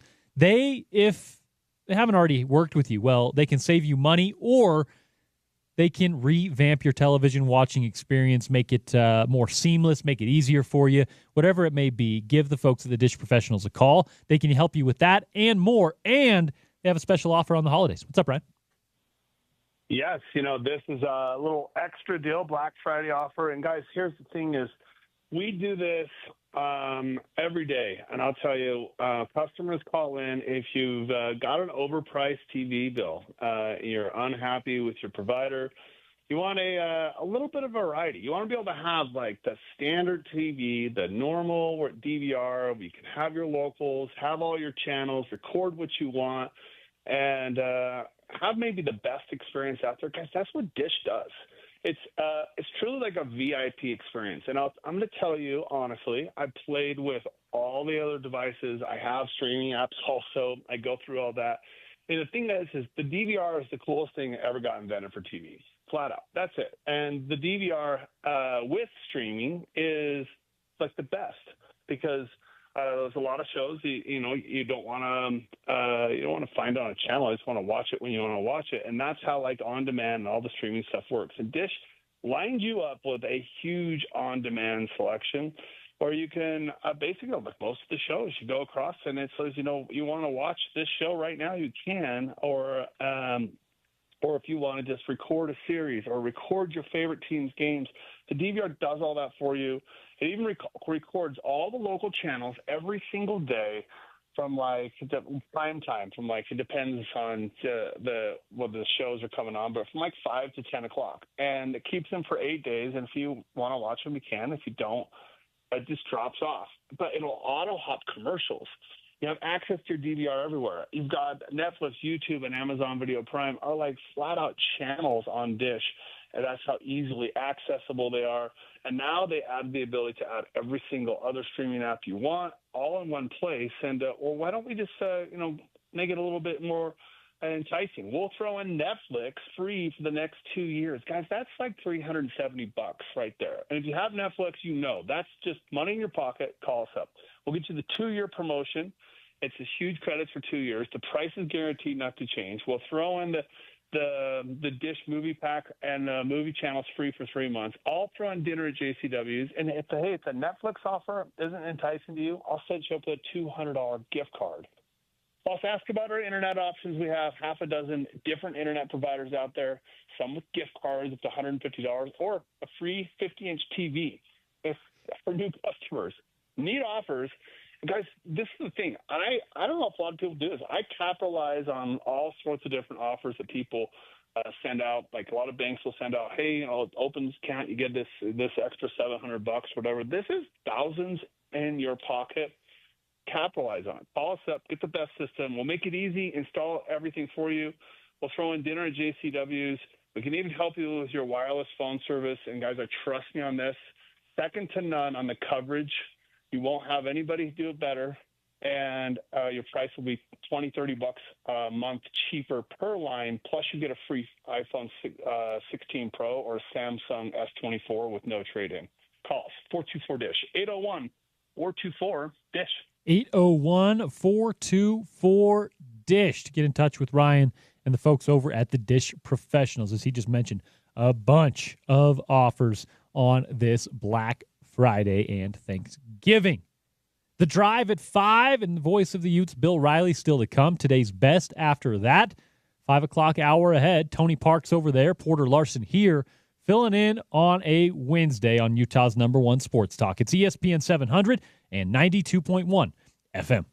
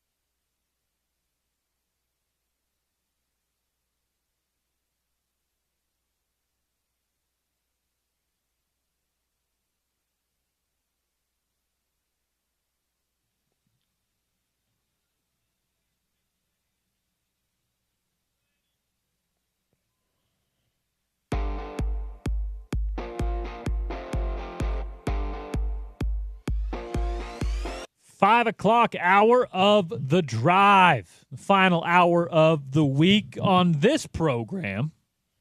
We'll still have plenty of sports radio for you, both on Thanksgiving, on Black Friday, and then on the weekend to come. In the final segment, Tony and I will give you guys a real preview and schedule of what's to come on Thanksgiving, on Friday, on Saturday, and on Sunday. But we're going to take a little trip around the NFL in this 5 o'clock segment, talk a little pro football. The Bears at the Lions is one of your Thursday games, your Thanksgiving game. You'll hear that right here on the station. Jason Benetti and my friend Ryan Leaf on the call for Westwood One. About 10 a.m. we'll start the coverage of that one. How confident are you, Tone, in your Bears against what is right now seems like the best team in the NFC?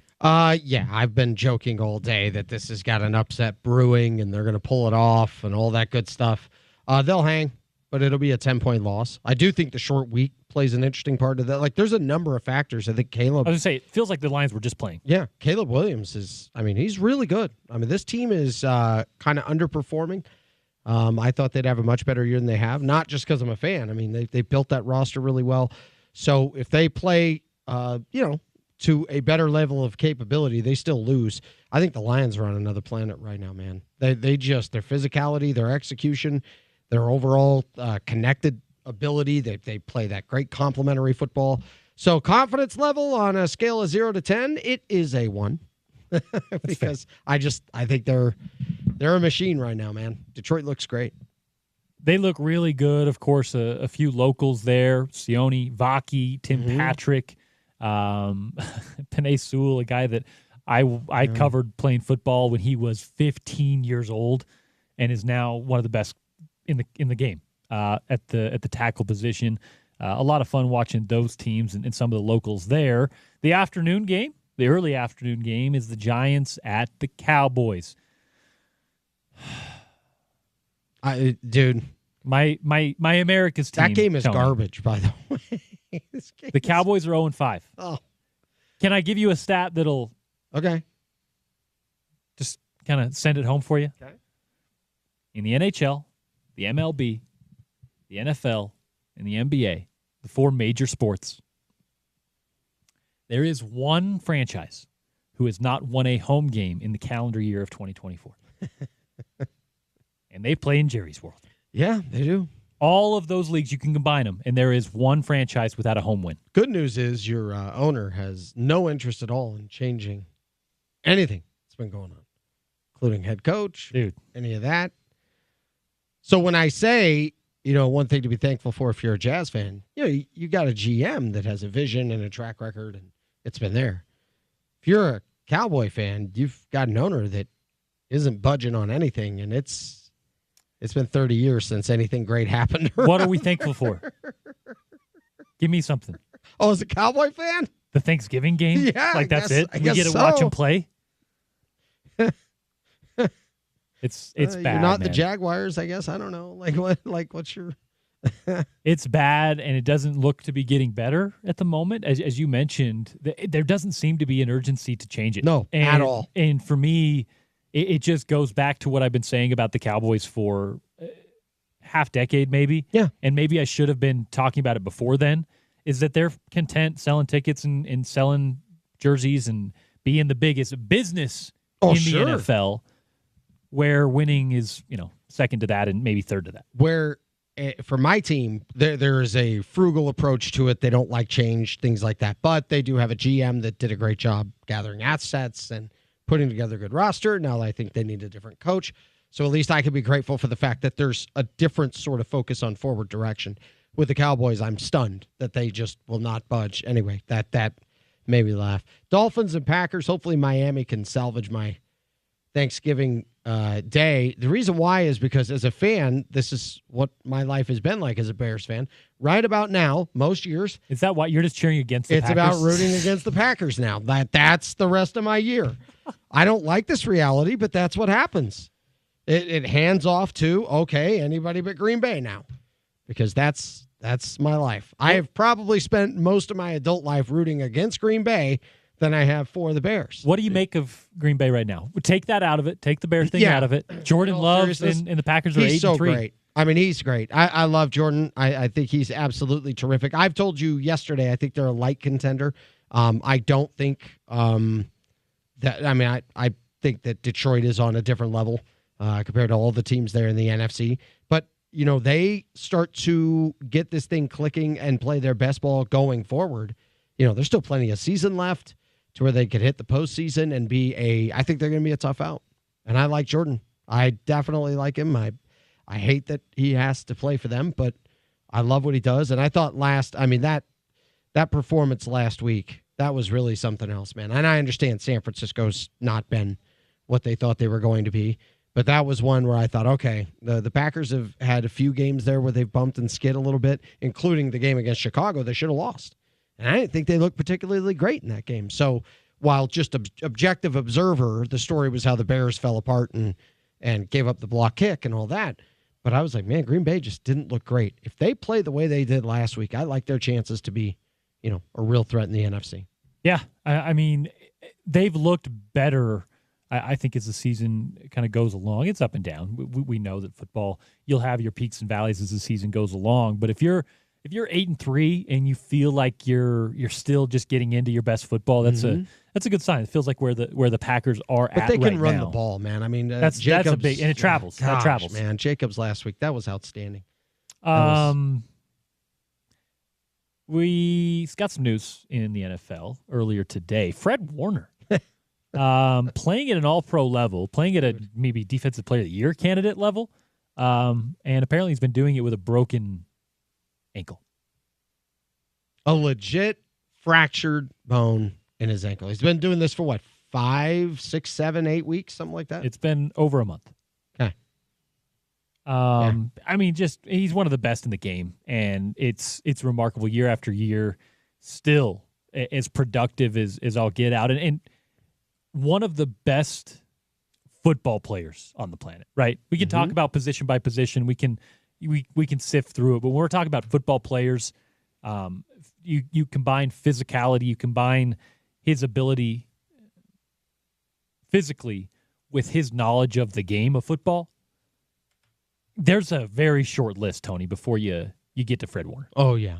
And he's my favorite player out of all the locals that are playing in the NFL. I think Jalen Johnson would be my obviously right at the top with who he plays for. But I look at Fred Warner, yeah, he's always making a play. Feels like every single week some big play is being made. He's there. And it's really sad with that team. What do you mean? Because I kept thinking, you know what? They'll come along. I kept thinking San Francisco is going to come along. That maybe they won't be this, 14-3 team when it's all done, but they're going to come along. They'll get in the playoffs. They'll do. Now I'm very concerned. Very, very concerned. Rightfully so. That they're not going to get it together. This was the team that I had picked to win the NFC. You mentioned the local guys. I mean, Fred Warner is probably tops of that list. But, man, it seems if you want to play defense in the NFL, come play college football in Utah. Not necessarily at Utah. It's a good start at the University of Utah. But BYU, Utah State, wherever it may be. I mean, you just look at some of the more productive players on the defensive side of the football, and I just have a list of like the top 75 as far as like expected play return in the NFL right now, and it includes Julian Blackmon. It includes Cody Barton. It includes, of course, Fred Warner, Devin Lloyd, Bobby Wagner, Jalen Johnson. Mm-hmm. Right? You go down the list, and it's just there's 4 or 5 guys, and then, guess who it is? Someone from Utah. Caden Ellis is on this list. It's just really cool to see guys that are Utah-born or at least playing here, right? They came here to play their college game. They have the ties here, yeah. And they're going to the next level and not only making rosters, Tony, but starting, contributing, leading the league in areas. It's really impressive. It's really fun to watch a football market that isn't slowing down, it seems. No. As you were on site for a lot of the high school games this weekend. A lot of fun there. It's weird because it was 20 years ago or so where I thought, man, this area is really under recruited. really under-recruited. And then, you get some more eyeballs on kids because tape's more available and stuff like that. And then you're like, yeah, well, okay. So people are like, well, can you believe this surge of great talent? And my good friend Alema Harrington and I had to say, no, actually, this has been here. You can go look at the data. I still feel like, to a much lesser extent, it's slightly, mildly under-recruited. Yeah. Still. And I'm like, I don't know how. So I've always said this quick little side story. You look at Lavelle Edwards, man, that lined up just right. Utah was an underachieving program. Utah State barely had a pulse. Boise State was 1AA. And Lavelle Edwards jumped in there. He was innovative, obviously, with the different ways that he was coaching, and he was a legendary coach. And he had the pick of every kid in the Intermountain area ever for a totally under-recruited area.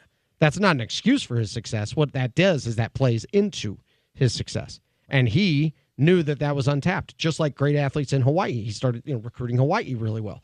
Lavelle really feasted on a number of players that were being overlooked. When Jay Hill went to Weber State, I was like, especially when you're recruiting LDS kids, right? You have to focus here. Jay Hill, it was lights out, man. I was like, good night. This thing's done when he went to Weber State. I knew they were going to be great because I saw so many under-recruited FCS players in this market. So it's great to see it flourish at the NFL level too, to your point. Kids that have played here, high school and or college, and then move on and have success in the league. West of SEC country, if I gave you a guess, which state produces the most NFL talent per capita? So that includes Texas now, right? Yes. SEC country. Okay, so let's go. I'll say California, just because that seems like that would naturally be the answer. Yeah. No, it's Utah. It's Utah. Utah produces 1.4 NFL players per 1,000 people, essentially. It's not even close compared to the other states around. California is almost half of that at 0.83, and then Texas is even below Utah at 1.29. It's only Florida, Georgia, Mississippi, Louisiana, South Carolina that put more players into the NFL per capita than Utah. If you're not an SEC country, you should be recruiting Utah.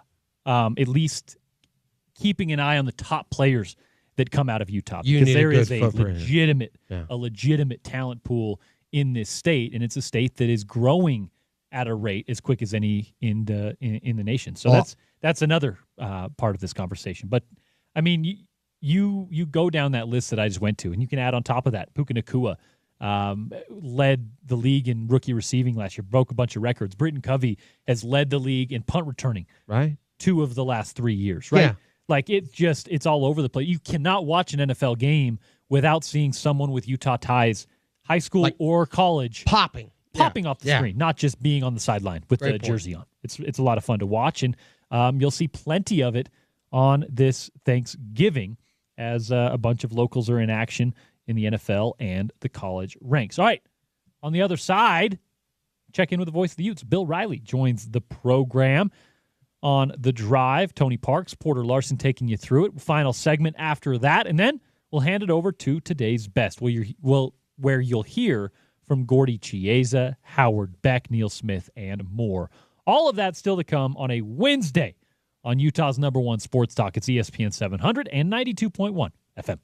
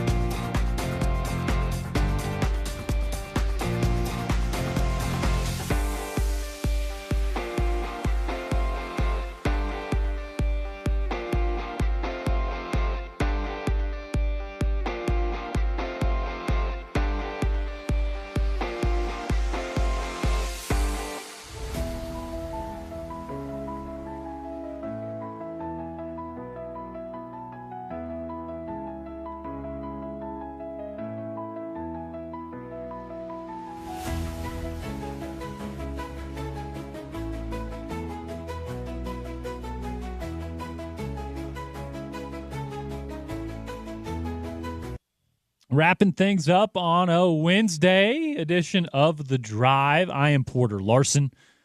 That guy across from me is one Tony Parks. A big thank you to each of you who joined us on this Thanksgiving Eve and yesterday as well.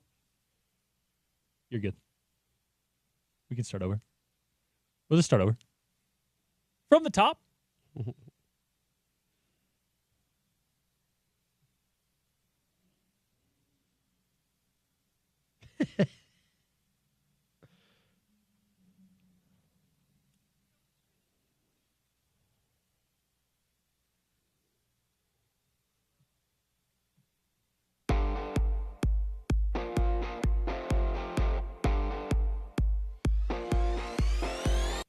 That'll do it. A Wednesday edition of The Drive in the Rear View. Porter Larson, Tony Parks. Big thanks to everyone who joined us on this Thanksgiving Eve and yesterday as well, as we were with you on a Tuesday. If you missed anything from the show today, Bill Riley, Neil Smith, Howard Beck, or anything from the week, head over to ESPN700sports.com or wherever you happen to podcast. We are up and available right there. Search The Drive with Spence Checketts, search Broadway Media, and rate, review, and subscribe. It does help out the show, and we appreciate you for doing so. Final segment today in the show brought to you by Larry H. Miller Ford in Draper. They are the Ford King, Utah's #1 volume Ford dealer, and they'll beat any trade-in price by at least $750 anytime, any day. Find them online at lhmforddraper.com. The schedule ahead is busy for this Thanksgiving weekend and week still to come. Bears at Lions tomorrow at 10 a.m. Let's go. Jason Benetti, Ryan Leaf on the call for Westwood 1. 5:15, Utah women's basketball. They take on Mississippi State in the Cayman Islands Classic. Those are two really good college women's basketball teams. And then on Friday, I'll be back with you at 2 p.m. It's Utah football at Central Florida. The Utes finish off the regular season in Orlando. 2 p.m. I get going. 4 p.m. the network pregame. 6 p.m. the kick. And then it's busy Saturday. 8 a.m. Utah Golf Radio. 10 a.m. Michigan, Ohio State in the rivalry game. Utah men's basketball against Eastern Washington at 2:30. And then over on our sister station, 98.3 FM, it's Utah women's basketball taking on Notre Dame. Sunday, Chargers, Falcons, and 49ers, Bills. Tony, what's got your radar going on this Thanksgiving Eve? What are you most looking forward to? Of course, dinner. Well, tomorrow. we all know that. But I actually think tonight is like one of the most underrated best nights of the year. It's a Friday night feel. You know what I mean? You don't have work tomorrow. It's fun. I like to get together with some good family and friends tonight as well as tomorrow. I think that makes it a blast. Really just enjoying so much happening in terms of sports all day, each and every day from Thursday through Sunday. Got the Bears on Thursday, of course, and it's not going to look pretty. They're a 9.5-point dog there. Michigan's a 21-point dog. But you know what? Hey, I'm going to watch it. I'm going to be there. I'm sporting my stuff today. And then the other one that I was telling you about was the Black Friday deal on all the new Bees gear that we have. Go to slbees.com. All the new logos that we have available, including the SL logo, which is a nice tribute to the Trapper Days, right? Like even there's an Angels tribute that goes with it with the state logo and the bees in diagonal, the honeycomb frame. Yeah, it looks great. So we still have Bumble, right? The classic that we've had, of course. I mean, that stays no matter what.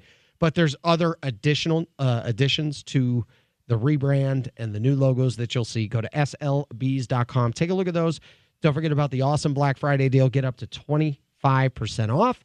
And then here soon, we're going to have a pop-up location there for you right there in Daybreak, right by the stadium. So get your holiday shopping done with all of that. So I'll be doing a little bit of holiday shopping. I think that's a go-to for the baseball fan in your life or sports fan in your life because it's new gear. It's fresh gear. It's something that just came out. And be careful on that Black Friday, though. People get crazy with the holiday shopping the day after Thanksgiving. All the best to you and yours on this Thanksgiving. We're thankful for all of our listeners here at ESPN 700. After all, you guys make it possible for us to operate what I do believe is a fake job.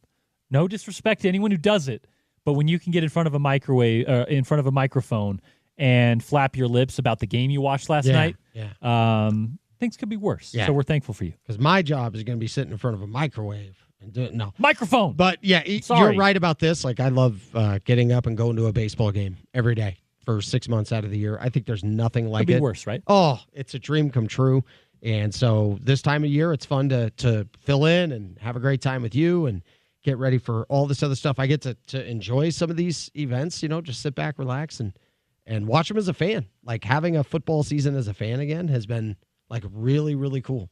Right. And so I've enjoyed it. Even though my teams haven't been as good, it's still been awesome. So I hope everybody enjoys the great action Thursday through Sunday. That is Tony Parks, the voice of the Salt Lake Bees, and much more.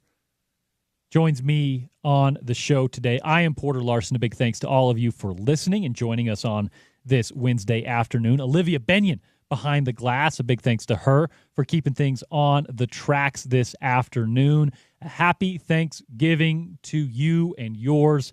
I'm going to go home, cheer for my Cowboys tomorrow, stuff my face, and then I'll be back here on a Friday. Let's go. For Utah and Central Florida. 2 p.m. I'll be cracking the mic right here on Utah's #1 sports talk. It's ESPN 700 and 92.1 FM.